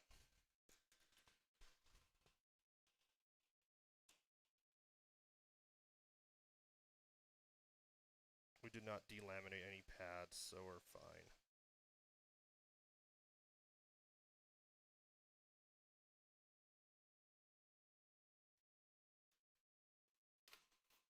Cool. All right. We're going to clean that up, put this back together again. No big deal. The new new N64 digital for, so this one was $160 plus 30 for the RGB that and I would recommend, just from this experience and from what I've seen, if you're doing the RGB, just do the cut mod. Yeah, that's fine. But my ribbon cable looks like it's still fine, so not a big deal. But as I was saying, I don't have RGB. I don't really need to do this. I want the no cut mod. So we're going to just go with it from here. If I cut it, I can fit the lower shield in, and if I do find that there's problems later, I will go back and just put that shield in, but I don't think that's going to cause problems. The biggest problem is really just having things work in general. And we should be at the point now where we can test, really.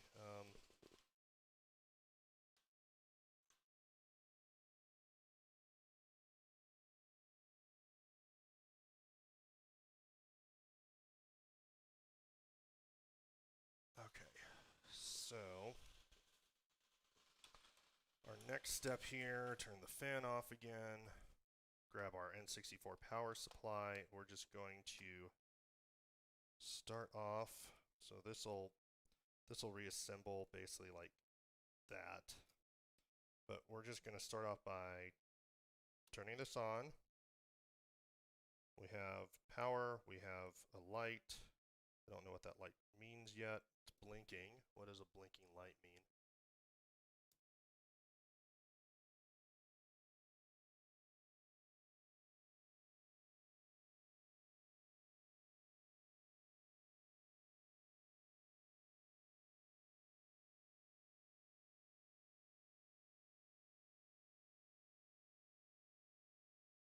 Okay, so very slow throbbing is what we have right now. It's hard, I can't really see it on there, but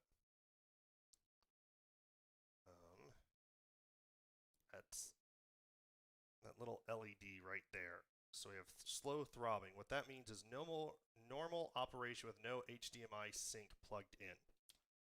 So that's a very good sign, because that just means we have theoretically normal operation. Theoretically everything is working. So then we're going to grab our HDMI cable, and this is actually an HDMI mini to HDMI cable. So I've turned this off. I'm going to plug this in. And what we expect is actually to not have that light stay on. Okay, and it's not on, so now what we want to see is, I don't know if it comes up with anything when there's no game plugged in. I don't see anything. So we'll grab a game. I'm trying to think what game is that I have that's actually like common.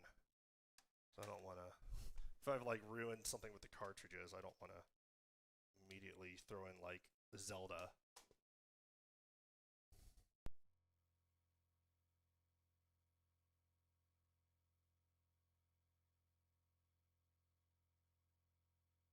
I hear like clicks.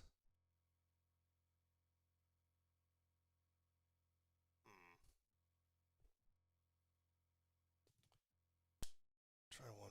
Let's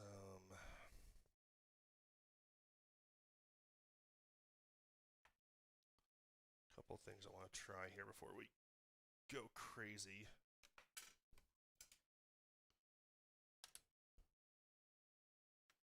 Plug in a controller, because sometimes some games have issues if you don't have a controller plugged in.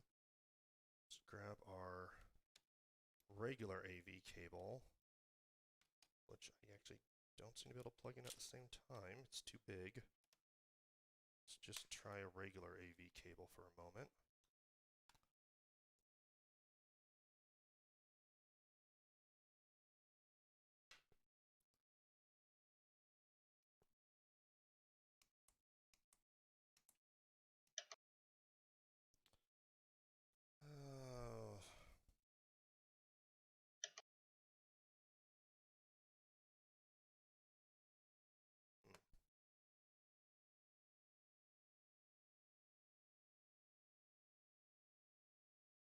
Yes, Dennis, hearts is just like loves.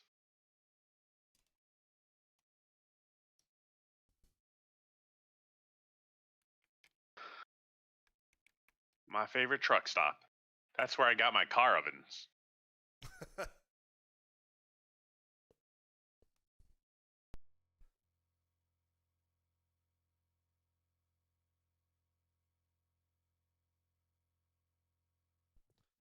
So this is what I don't get. I've not used them in a long time.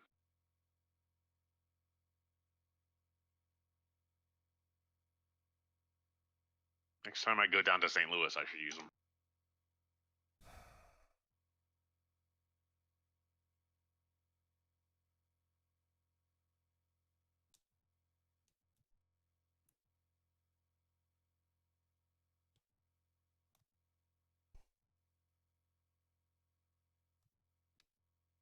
Oh, it's raining in Washington now. Virtual Washington.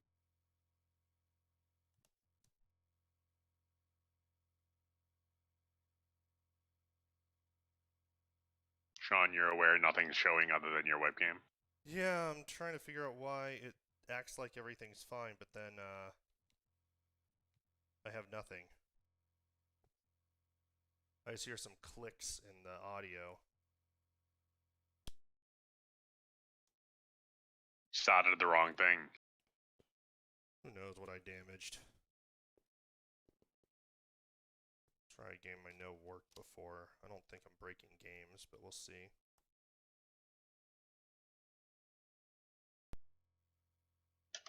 Yeah, because I just have clicks in the audio and...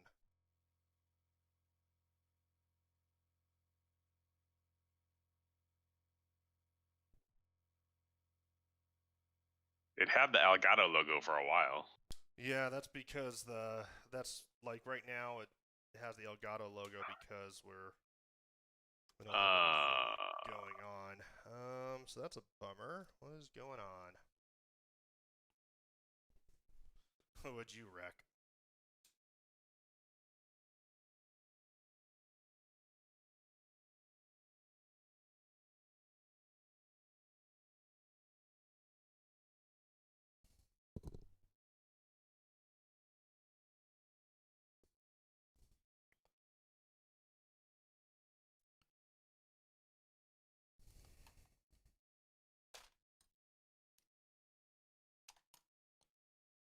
Okay,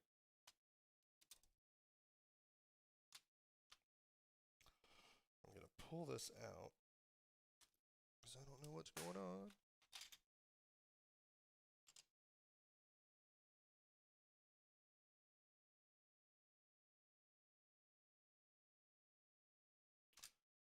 It's possible I missed a step, but let's go back and check through everything real quick.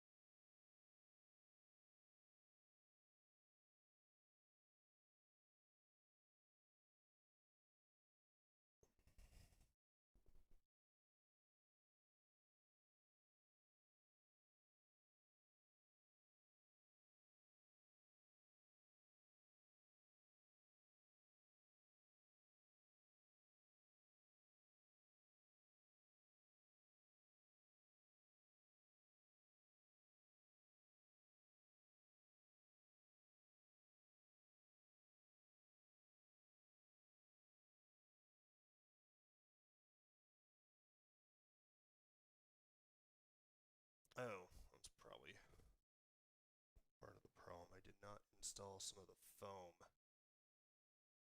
Although, no, who knows what I was shorting out, possibly.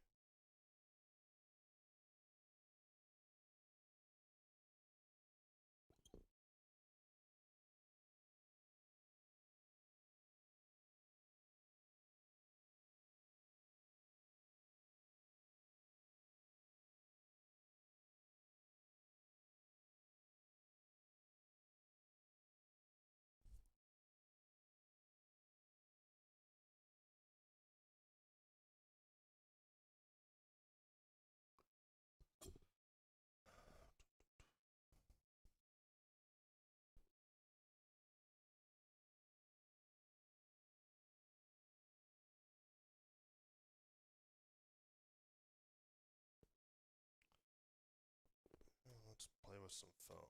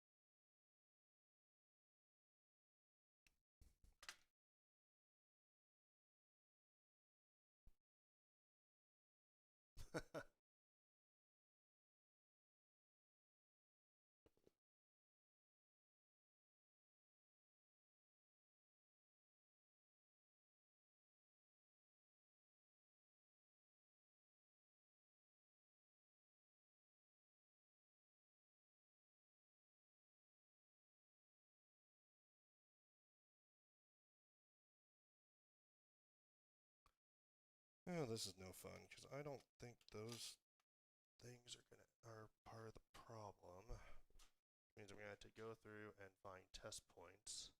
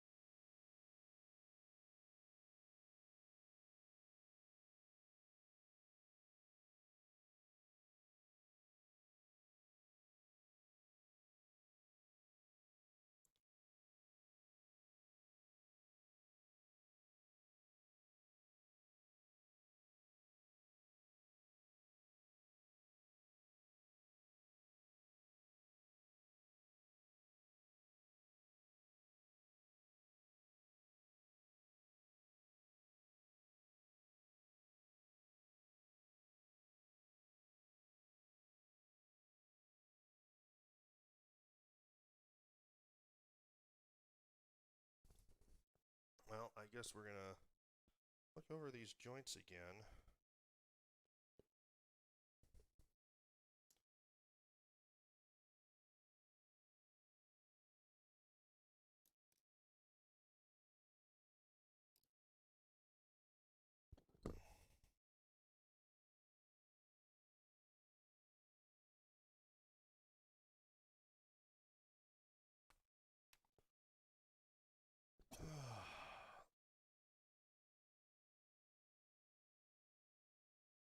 I don't think anything bridge, but who knows?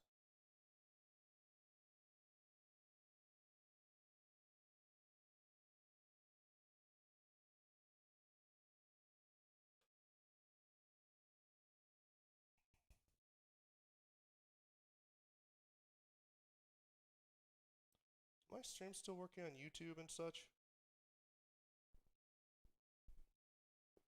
Okay, like my restream thing says offline on all three of them.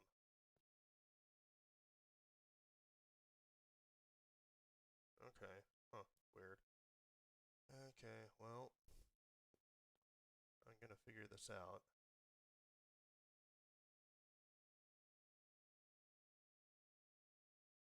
I hope I'm gonna figure this out. I don't want to stay up too much later. I just would really like to not leave this like I left the PlayStation stream.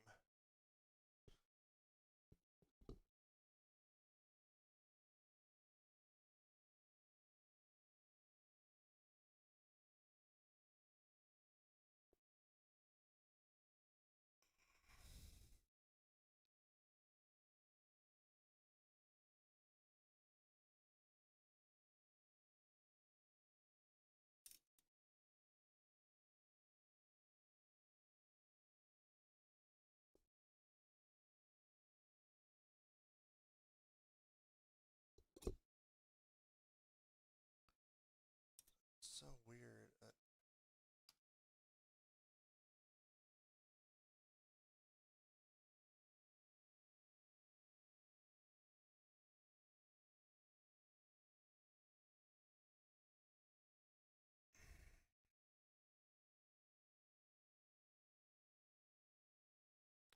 What's really weird is that I don't have analog video either. Oh. I might know why. I don't think this it doesn't say it, but if I recall correctly, this doesn't work without a jumper pack or the expansion pack, like the N64 itself doesn't.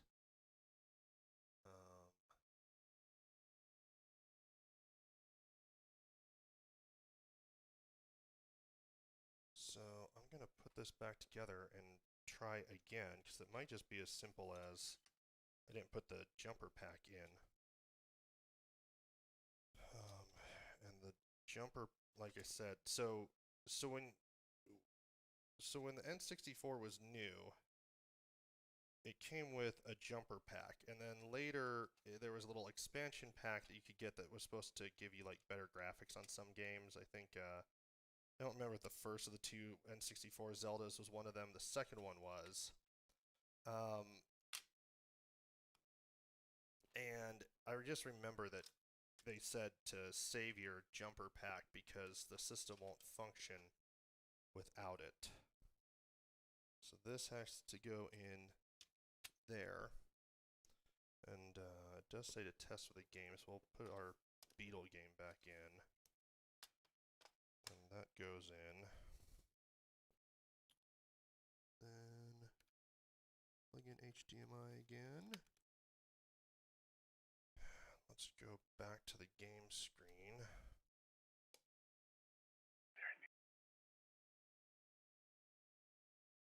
Oh, there we go. What do you know? Although that looks like crap right now on my TV for some reason. No controller in. That's a good sign. Unless there's a controller in. There wasn't a controller in. Alright. Okay. I'm turning truck stability from 100, 0. Trailer stability from 100 to 0. Look. And suspension stiffness from 100 all to die. 0. Even had it underlined.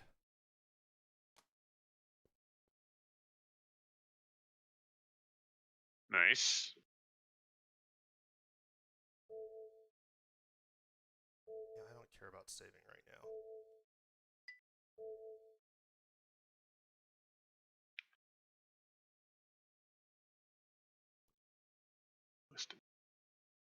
Liston Grand Coulee. Long.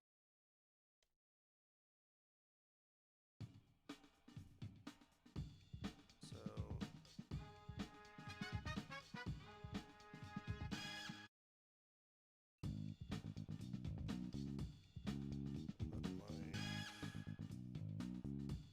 my hotkey is not coming right. One problem I am having right now. This is the same damn problem I had on the PlayStation one. I'm like not. Oh no, I'm just an idiot. I don't know my left from my right. Sweet! Oh, this thing works. First try. Nice. First try with actually putting the thing in. Now, granted, I don't have the RGB. If I want the RGB, I will just go back and redo it with a cut mod. I will not be using the RGB, so I can't even test the RGB, so I probably shouldn't have even bothered. But yeah, so this is working. How do I move?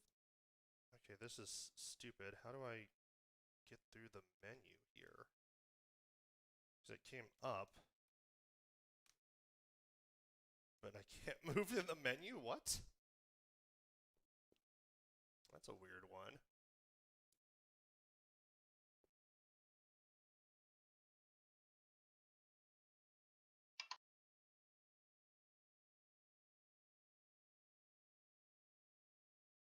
I don't know why I can't move through the menu here.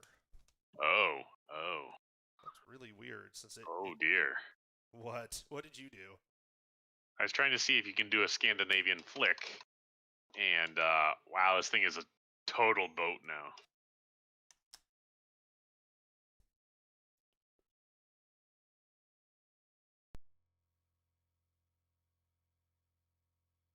Some speed. Oh dear. Okay, so I can move through the menu right now. It might have just been something weird with that game.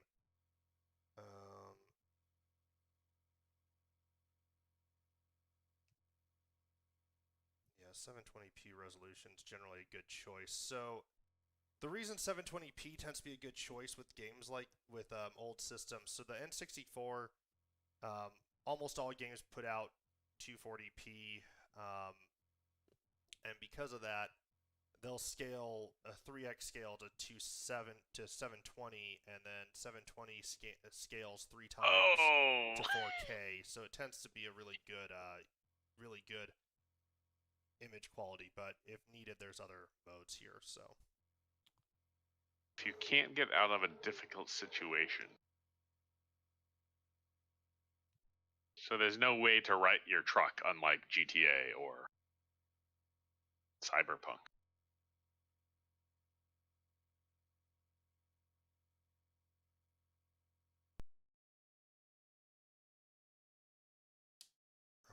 So I do still want to verify my analog works. Like I said, I'm supposed to have simultaneous analog output. I actually have another cable here that is a little bit smaller connection that might let me do that. So I'm going to grab that cable. It's just in the other room. Because what I want to be able to do is show Let's see if there's new engine options. Show everyone how this looks basically between the two. And also I want to make sure it's fully working. So first thing first, plug this in because we're just going to do another test before we shut up any part of this.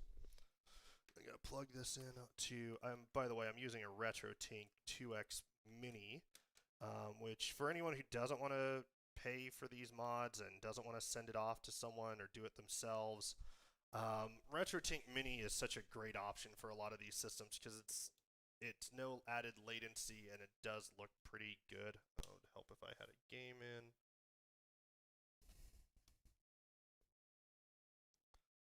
This is not the most exciting game, but that's okay. I have other stuff. So another thing I don't think that I'm wondering if I have the blur thing turned on or off.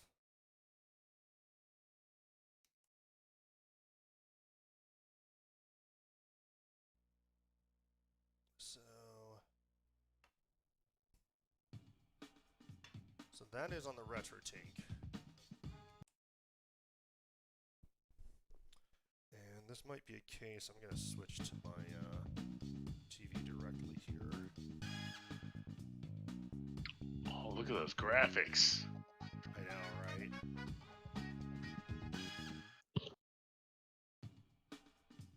Yeah, so that is the HDMI, and let's...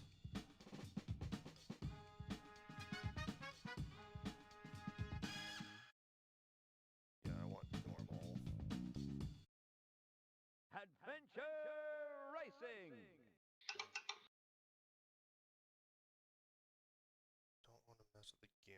Next. I want Option.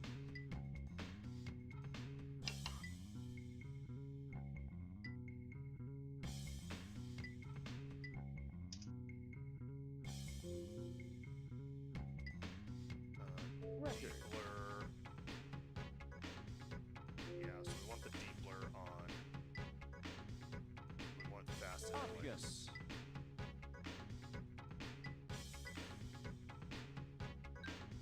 Yes, I want in-game preset.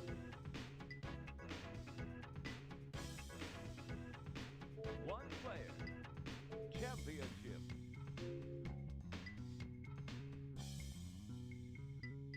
Single race. Full drift. I don't think I can do burnouts. All right.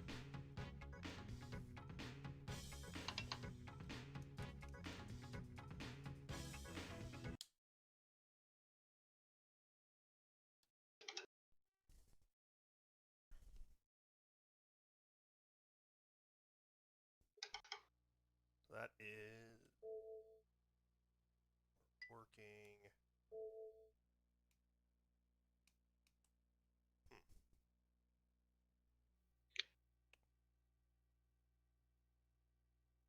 It doesn't like something there. We were working, and then I was messing with those presets, and it did not like that. Let's bring up the menu.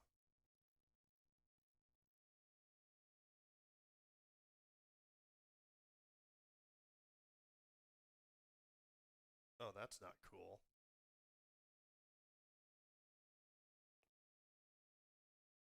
I was messing around with those presets, and now this is,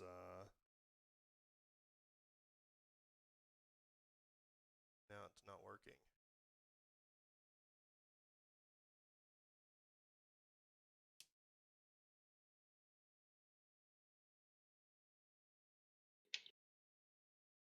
It's actually, it's probably not this thing that's not working. It's probably my stupid HDMI switch.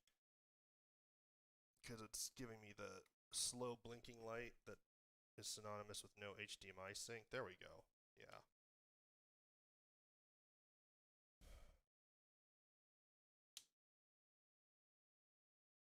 Okay, let's actually have some fun. Actually, you know what? I'm going to test this one more time, and then I'm going to put this back together, and then we're going to have just a little bit of fun, and then I'm going to call it a night.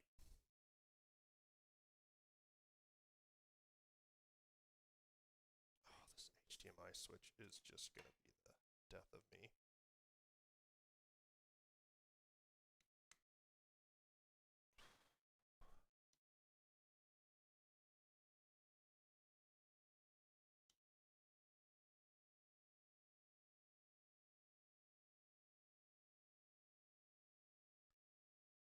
I don't think that it likes whatever mode this thing is putting out now. So give me a moment.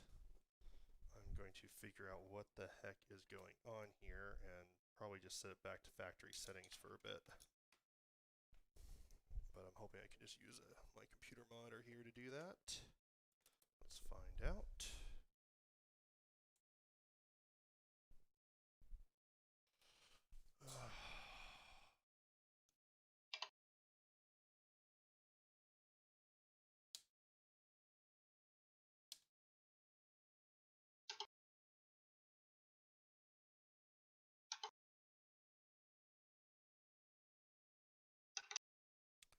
It does not seem to like the computer monitor doing that. Ooh.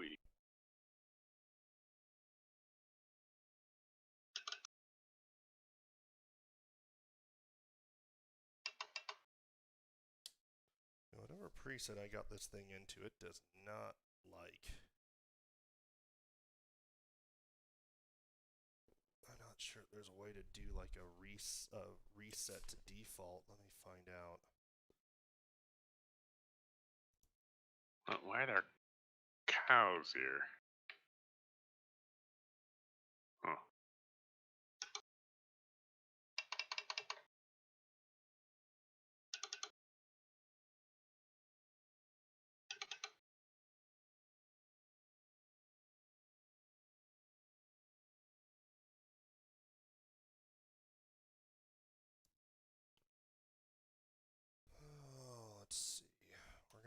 this out, hopefully. Because it was working.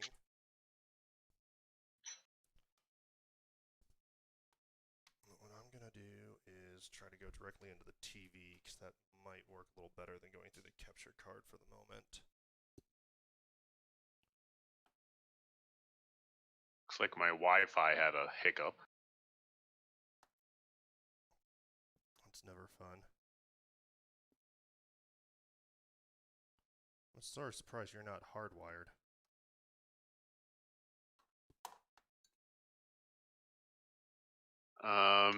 They did not wire. They put in Cat 5 to the house, but it is not like. I don't know what they were thinking. It's like they randomly picked what rooms it should go to. That's great. Because there's a connection point in the office. There's a connection point in the kitchen. And there's a connection point in the garage, but there is not one in the basement. So I suppose I could put my router. Well, so my modem is in the basement. But there's no Cat 5 connection there. So, like, I could put my modem in the basement and then run a cable to my garage to hook up the router and then connect that to the rest of the house. Mm-hmm. But it's like, why would you put network connections in places where there aren't cable connections? Good question. Oh. Huh. I'm like totally missing that solder joint I had problems with actually popped off in the middle of all this. That's probably my problem. That is a shame. But hey, at least it happened before I closed this up. That has been a really problematic spot to solder to there. I don't know if there's a better spot that I could substitute. But we'll figure it out. We'll get this fixed up. One more go at this. Oh. So yeah, that spot is just really nasty there. Part of the problem, one sec. I need to fix one thing back here before I forget about it, and then I need to bring up the microscope again.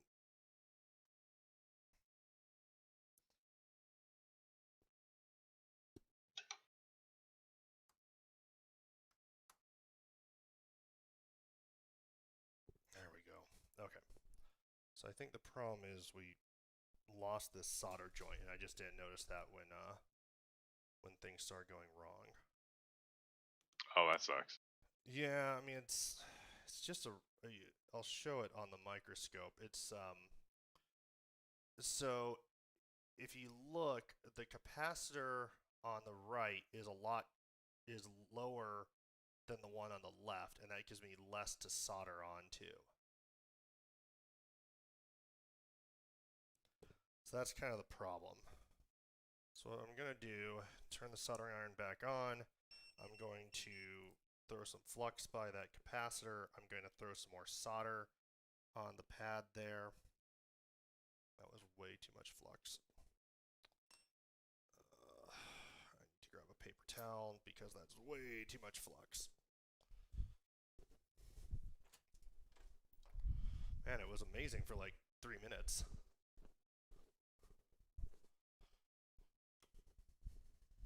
At least it broke off before we closed it. And it didn't take anything with it. This is just an awkward solder point. I'm hoping the N64 digital from Pixel Co. Doesn't need this point, but I don't know if there's a better one. I mean, the guy who made this is a really smart guy. I believe that, of course he's really smart. I mean, we talk about, oh, we can and can't do this soldering stuff ourselves, you know, that sort of stuff. But this guy not only, of course, can solder this stuff himself, he, I mean, he designed this thing by himself, basically. And so he is wicked smart. So I'm assuming that the reason that this is the point he's chosen to use is because this is the most sensible place to get power. But yeah, these capacitors basically are what provides the power for the HDMI mod.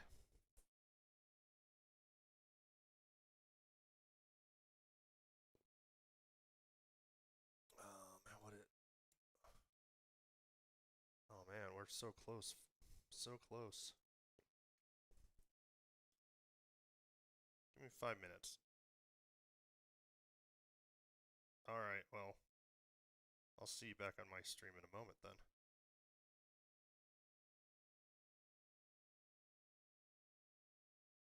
Fair enough.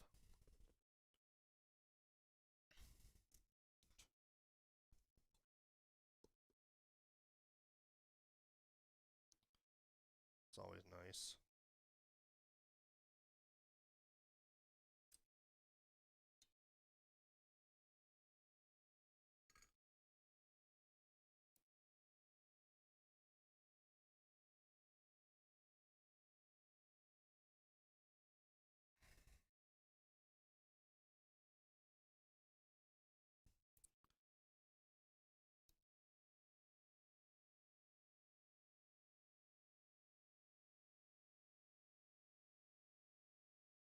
Sounds like you should edit some videos.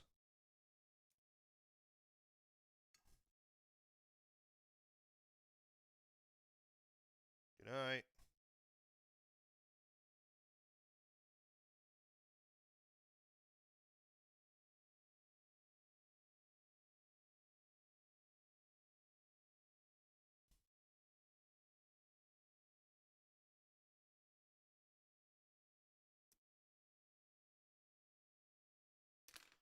Can't help but feel that these always take longer than they should.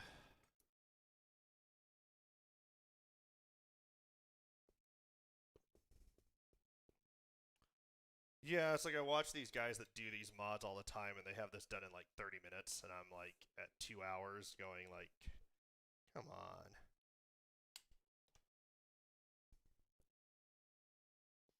Yeah, I agree. As long as this works, it stays working. So I think if I like with this one, if I was selling my services to someone to do this mod, I would first off I would just be like, dude, it's RGB, it's a cut mod. Second off, I would actually desolder that capacitor and move it a little bit so that it doesn't break on you like later type of a issue.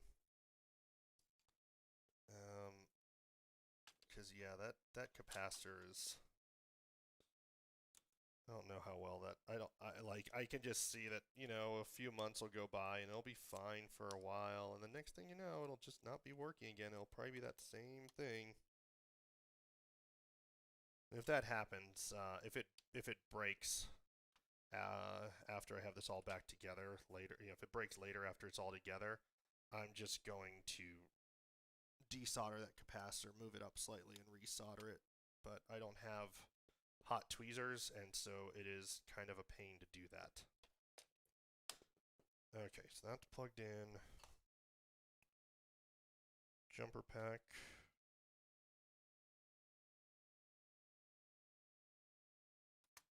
Plugged in. Game is plugged in. Power is on.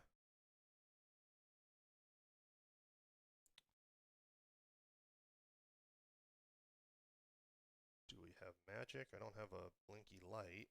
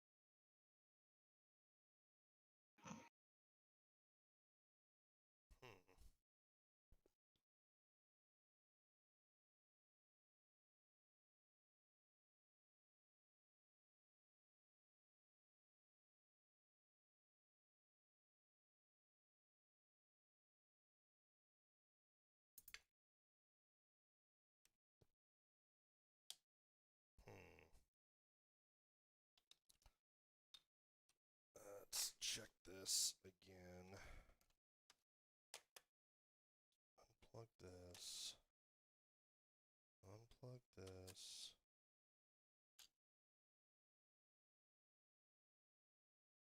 I'm willing to bet that joint is not really in there.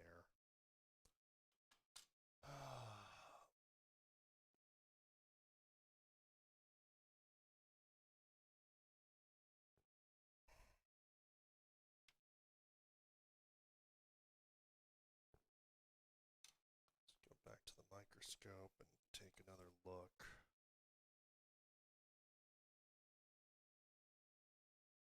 Yeah, I don't think that's actually connected. This is a really problematic little capacitor here.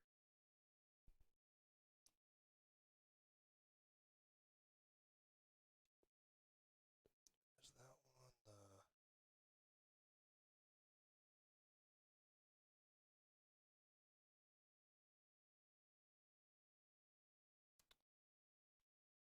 I'm pretty sure that's not actually connected. I'm willing to bet that's the case. It's just really hard to even see.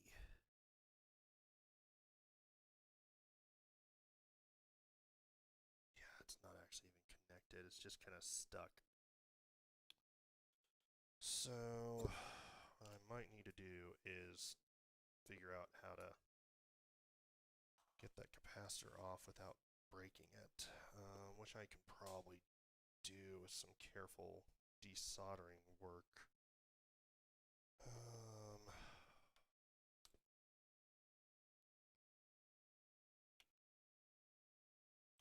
Let's cut off some of the used up stuff here.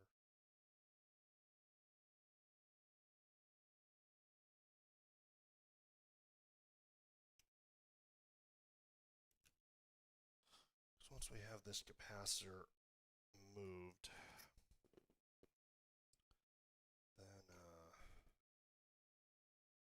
then I can get this on, but it's not going to be fun to redo that at all.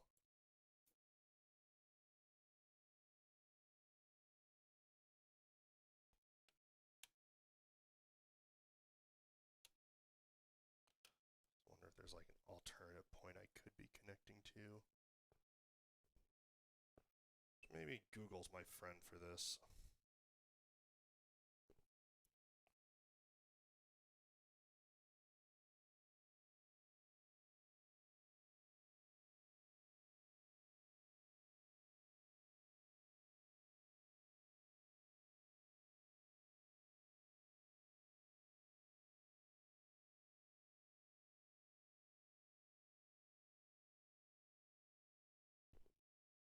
See which one is this. Is this the 5 volt or the 3.3 volt?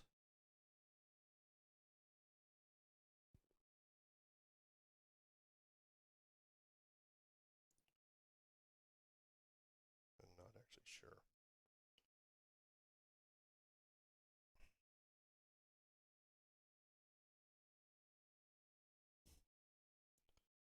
Don't have a clue. Well, I'm just going to desolder this if I can and resolder it and get it done.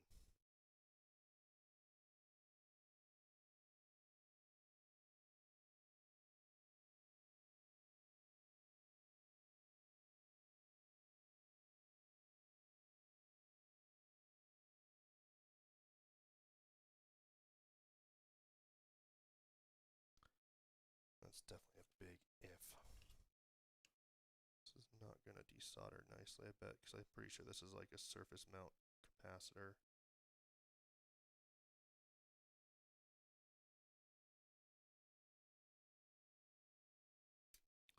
Ah, jeez. Yeah, that's not going to real well.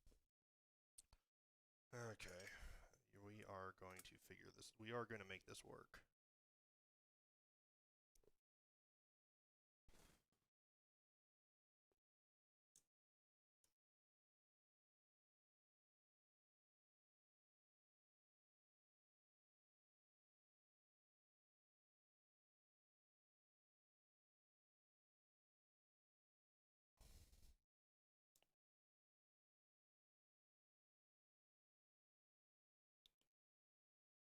Tweezers.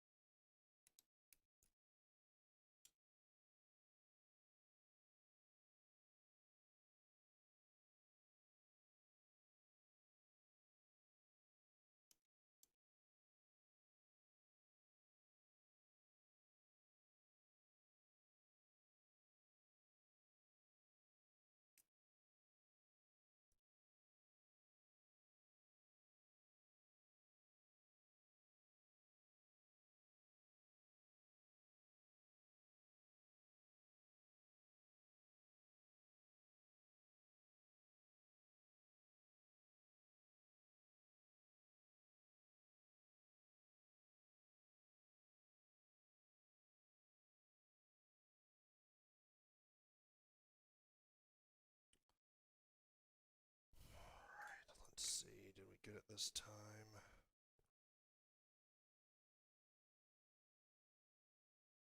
I think we're connected. Are we connected well enough remains to be seen. Let's hope so, because I want this to be done. Like it was what should be the hardest part was so easy.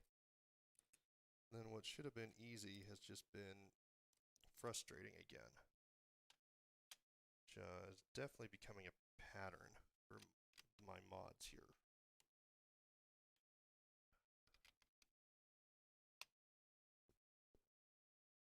Oh, I should clean that off some more. Whoa, that was a bit more alcohol than I wanted. Clean that off. Dry it up.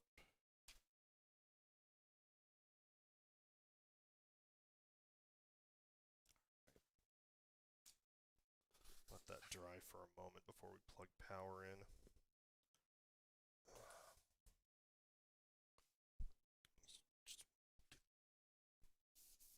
There we go. Add some alcohol to the floor, which I don't want.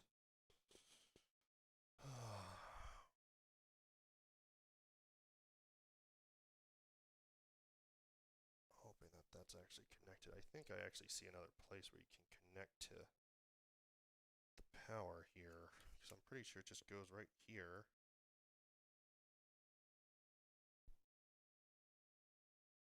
Yep, okay, we are connected, so I now know where to test, so that helps too. So we're connected to power, we are connected to HDMI, plug this in, plug this in, plug this in, and plug a controller in. And cross our fingers.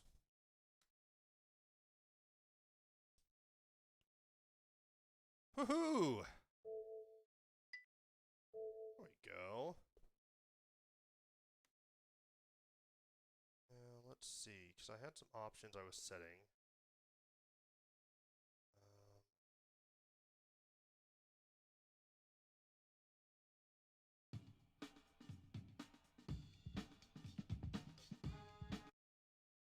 Adventure Racing! Yeah, Welcome! Jerks, Records.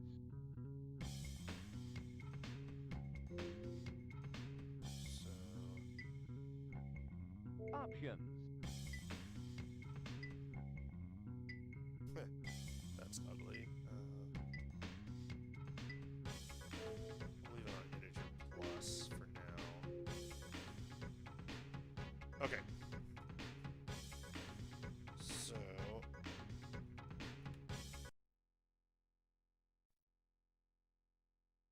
does it just not like doing both at the same time? I kind of get that impression that it doesn't like that. That might be the case, but I don't know. Yeah, it must not like doing both at the same time. Okay, I'm gonna close this up, and then we're gonna we're gonna just do a little bit of gameplay to demonstrate this thing, and then I'm going to bed. But thanks, Dennis. I appreciate the yay again. I actually really do kind of appreciate that, because this has been a. I mean, it hasn't been that bad except for that one thing. It's like that one little thing. Okay. So, reassembling this, we've got our doohickey that goes over the thing here for our no-cut mod. And so I'm going to find my screwdriver. Oh, let me switch back to the desk. Boom. At some point I would get a better setup for the desk, but this is what I've got for now. So I'm just going to screw everything back in.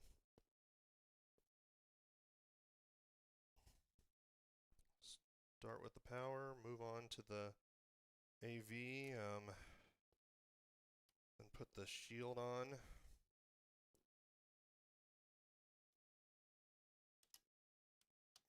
mention, if I have any weird issues with like what looks like RF interference, I'll be putting back on I'll be switching this to the cut mod. But yeah, I think, I mean, fortunately this went well, other than taking a long time. Yeah, it's just that one little thing.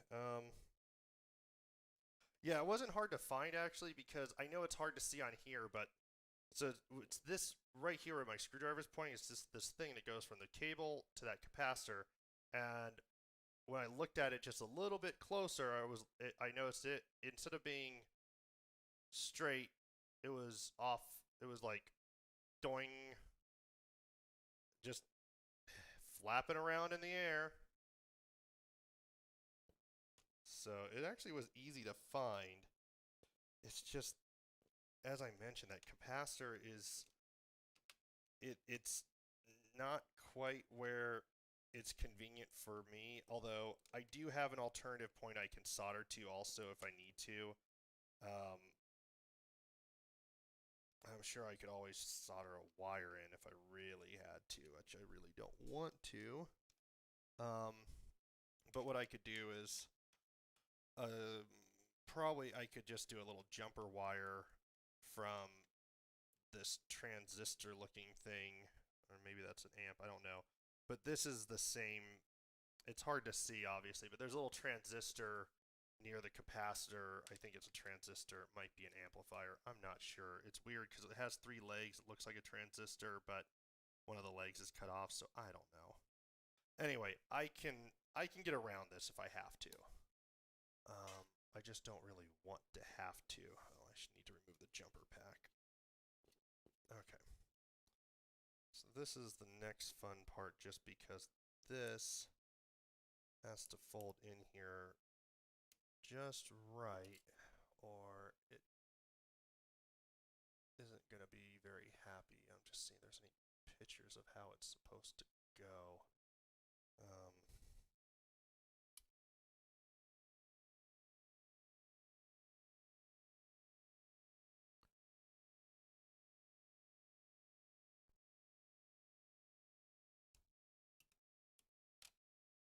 It just goes like that. So it kind of comes up through this little gap right there. So this is where things being labeled is really good, because this, because that's the expansion slot. That's, okay, yes, these go here.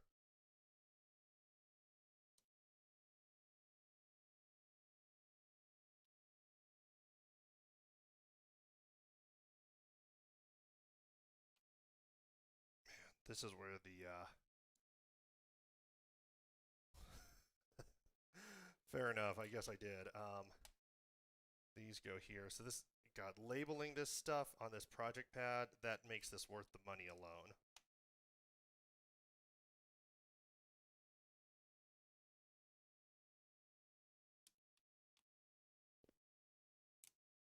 I just don't want to claim complete victory till we have this all closed back up.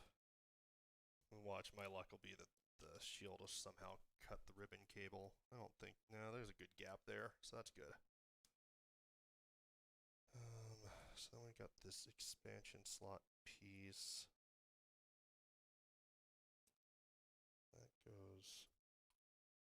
That goes there.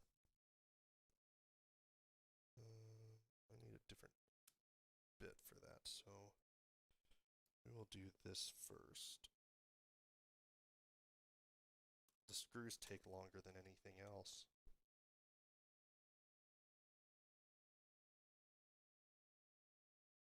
Okay, good, that's in the right place.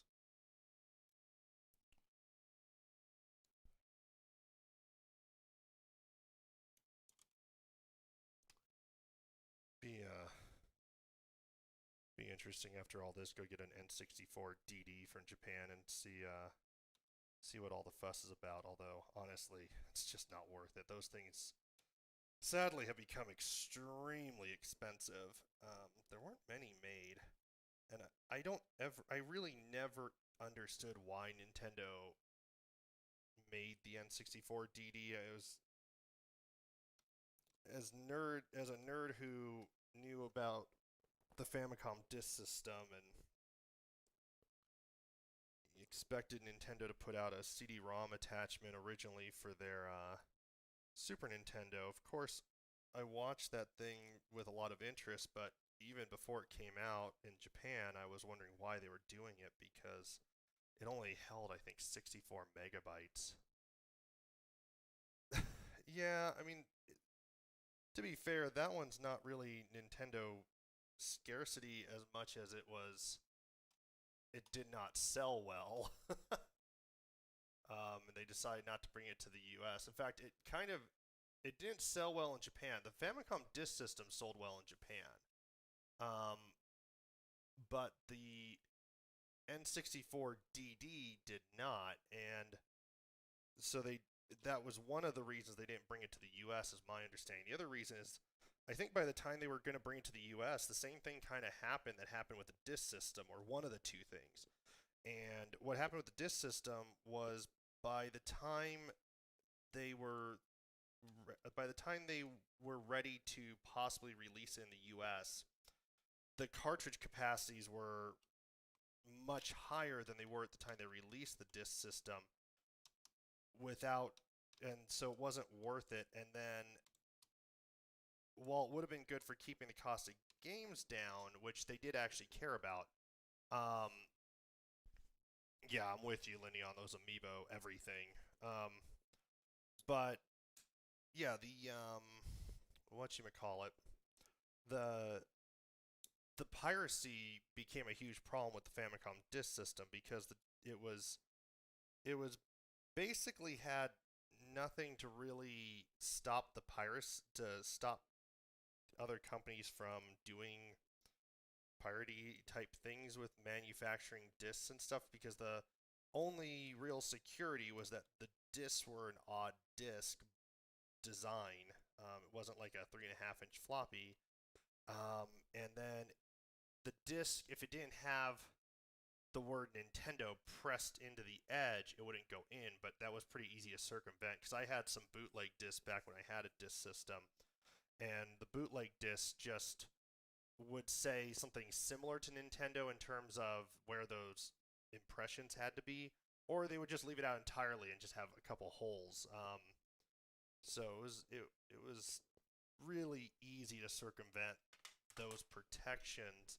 And so between the cartridge capacities being so much higher and the piracy problem, they had no interest in bringing it to the US by that point. Alright, we're almost closed up. And then we cross our fingers and hope that once it's closed up, it still works. I'll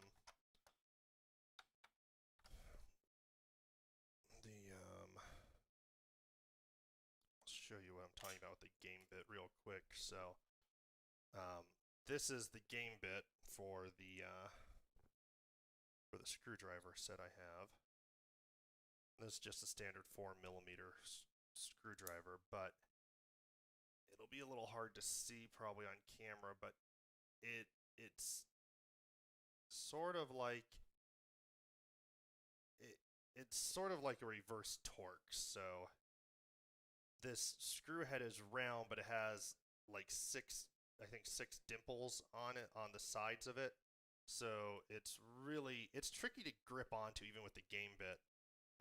But yeah, there's no one else who uses this but Nintendo. Most companies, if they're playing this game, they use little security bits with where the screw has a little spike in the middle. It's like a Torx with a spike in it. Or they use the tri-wing. And the thing is, it doesn't really do much to stop people from opening things. It just slows them down, because all these toolkits now, you can easily get a tri-wing or triangle or game bit or security bit Torx. They're so easy to get now.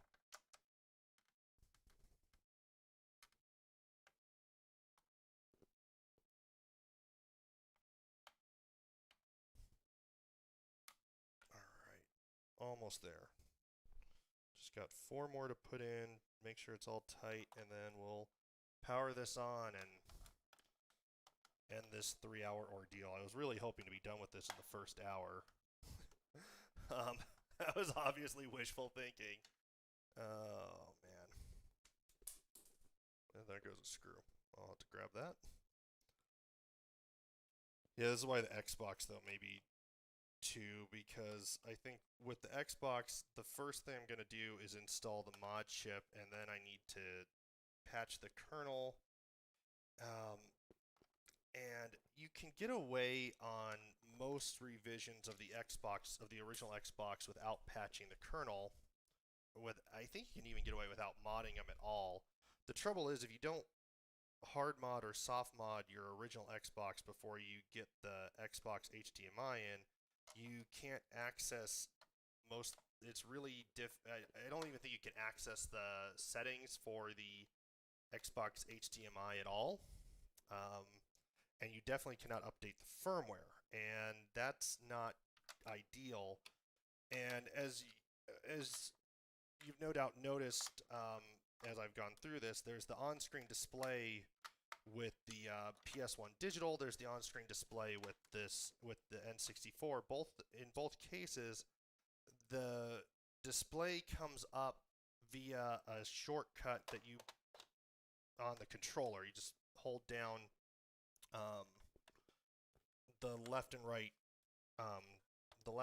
buttons, and then you hold the right C button and the right D-pad button, and it comes up.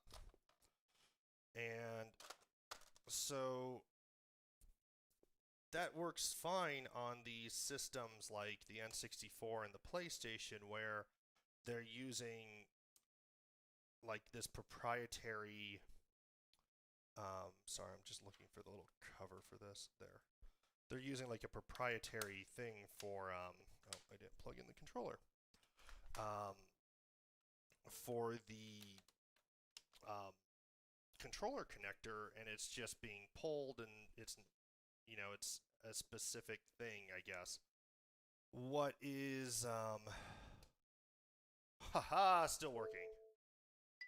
I'm just gonna get through this real quick. I am excited that this is still working.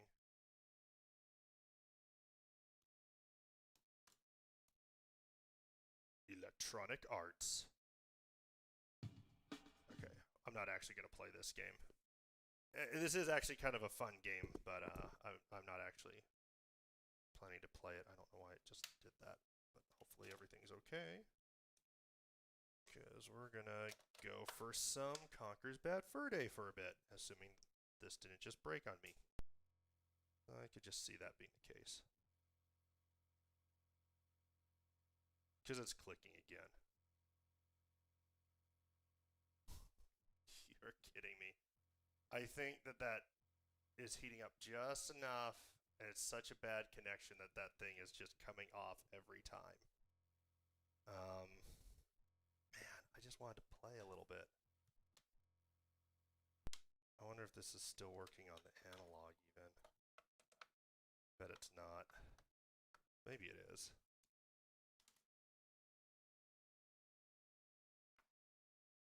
We'll find out if it's working on the analog still, and then I'll have to do a repair job on this later. It's almost midnight here, and I am not gonna keep messing with this. System at least works. So we know what's going on. It's that 3.3 or 5 volt connection. And since I had to undo all the screws now, I'm not going to go in and do that right now. But I will do that soon.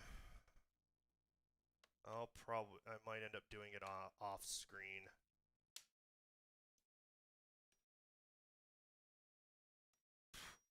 Oh, no, now it's working. Oh, yeah. What the hell? You know what?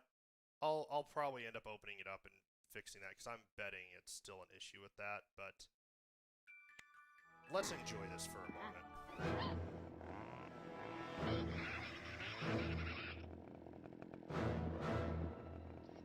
Loco. Yeah, that's better. Yeah, get in it.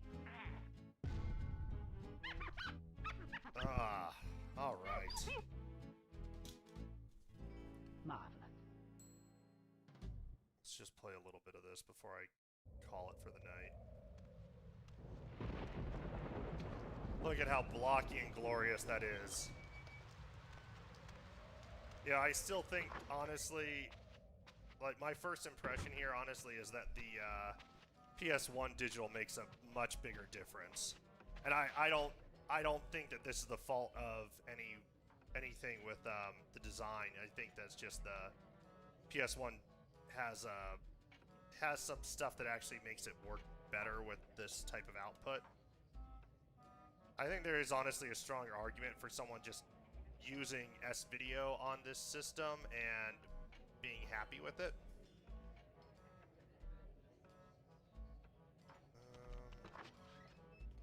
Like how it's telling me insert rumble pack, and it doesn't do much with the rumble pack on this game, to be honest.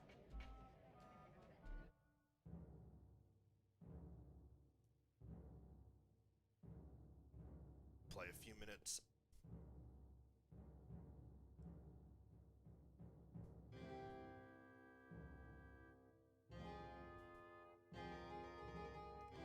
Wonder if I can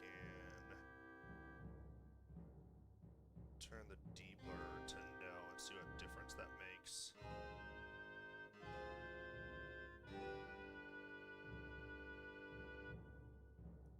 So I turned deblur to no.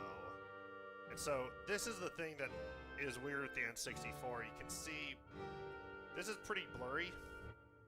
I'm just pausing it so I can show the same thing when we turn the, well, great. Switch it to always for now. And it's not a huge difference, but it is less blurry now. And that was one of the big problems with the N64 on all these modern TVs, is that they were just it was just really blurry.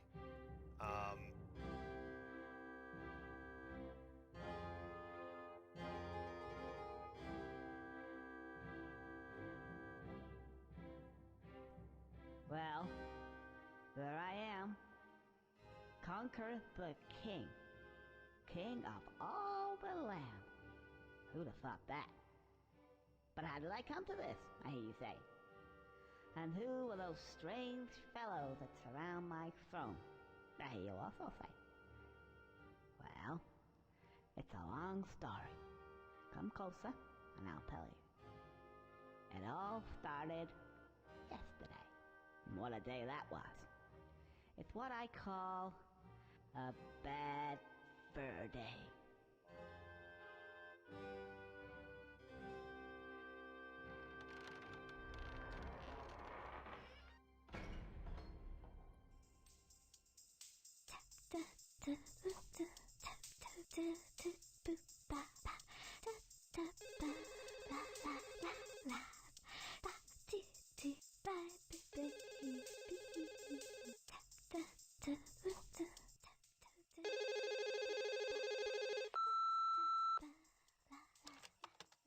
Hi, you've reached, Barry's place.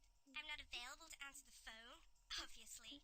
However, if you leave your, name and number and you sound cute, I may ring you back. Ciao. Hi, Barry. Hello? Barry, if you're there, pick up. Hello? Oh, anyway. Look. I'm gonna be a bit late. Well, met up with a couple of guys and they're off tomorrow to some, I don't know, fight some war somewhere. Anyway, I'll see ya. Love you. Mwah, mwah. I think she bought it. Conquer!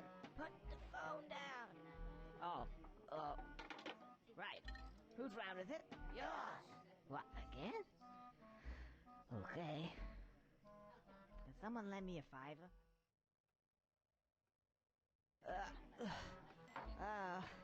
I don't feel so good now.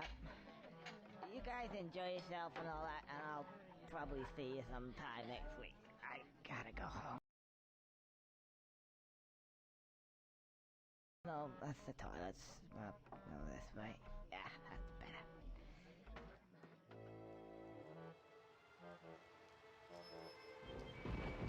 Doesn't look too good tonight. Ooh, hang on a sec.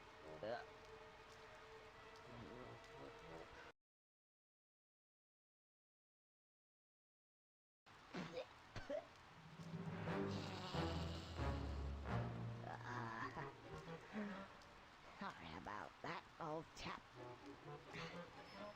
Gotta go.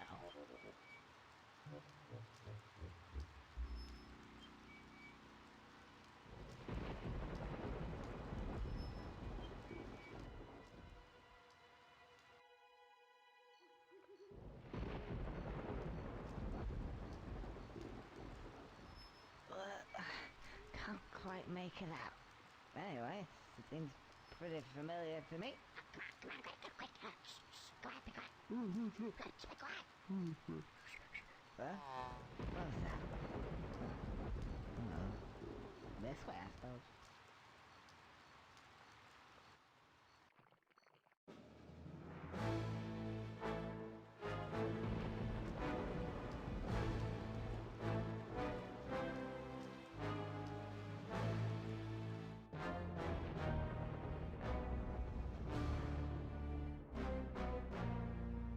Sorry, I've been like talking on mute. Feel like an idiot, but hey, I got this installed and working, so that's pretty cool. So Shield, have you never seen this game before? Never played this game before?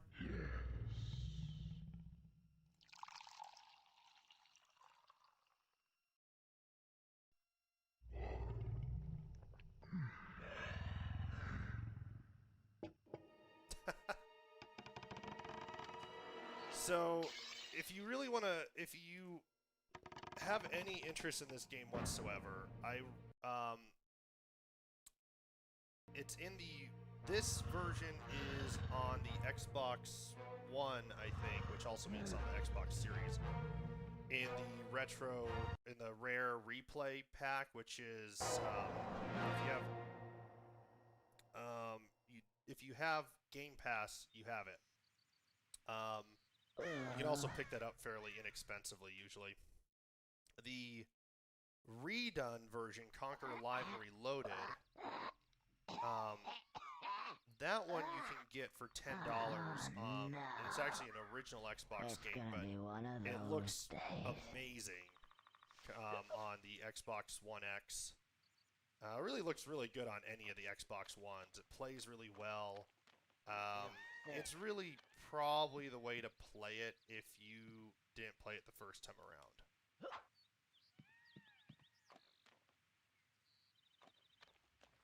Yeah, you might have it on Game Pass because it's Rare Replay has it on Game Pass. But like I said, the Rare Replay is the N64 version ported to Xbox. And that was weird. It just like flickered for a moment there.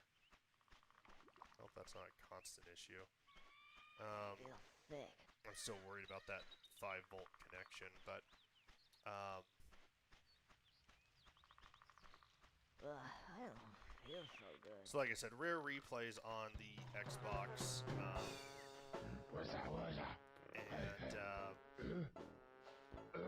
yeah, it's. But I'd recommend getting the newer one. Can you help me?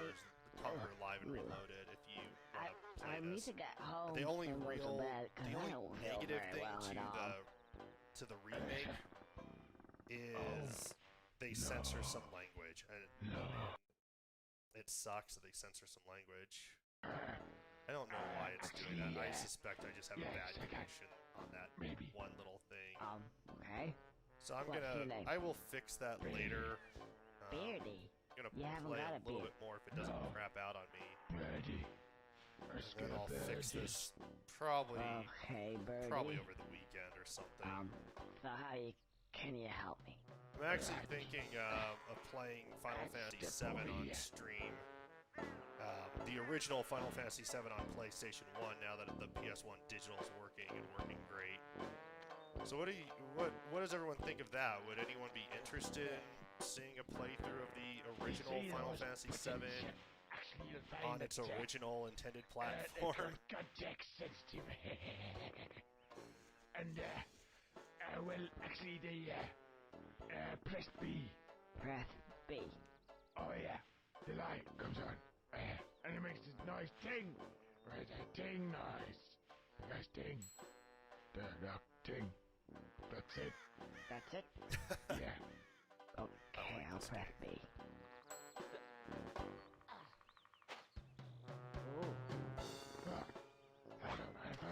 Alright, I think I'll try to start doing some Final Fantasy VII. So, what does that mean? I'm hoping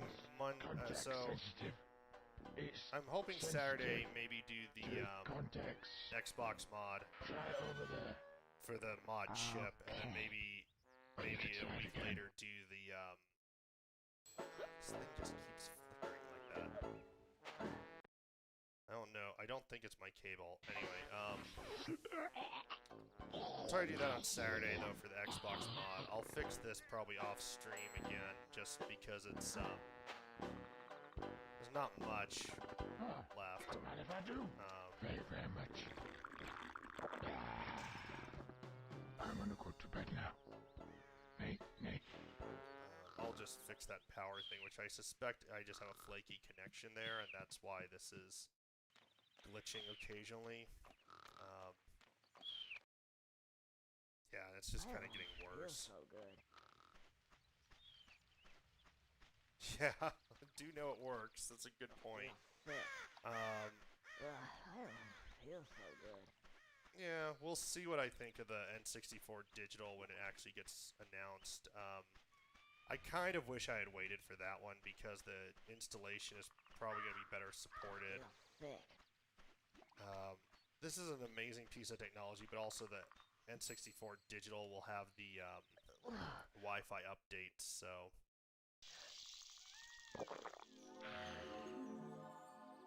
Oh, just what I needed. Yeah, it's just These give glitching me more just and more. what Every I time I need see a at glitch that on my moment screen, in I see it time. black out on the Oh. stream. I see what he means. Context sensitive. Clever. I feel loads better. Right. Oh, and by the way, if for whatever reason you want to skip all these wonderful cutscenes, then just press the L button. But you will have to have watched them at least once. Okay, I just want to play a little bit more because I just want to get past the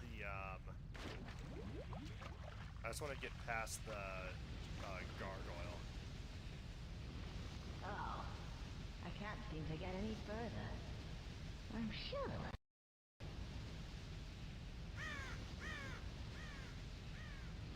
Yes, no. I don't know why it's quiet, but I'm not gonna. Keep up and I don't down, really want to and I should mess crack. with adjusting stuff too much right now.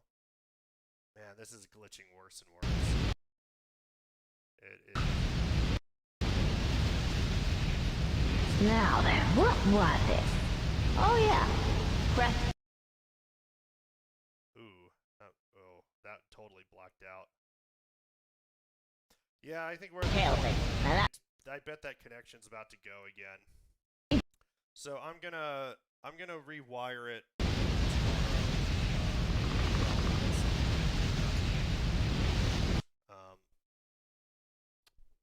I'm gonna rewire that one power connection because at least I know what's wrong.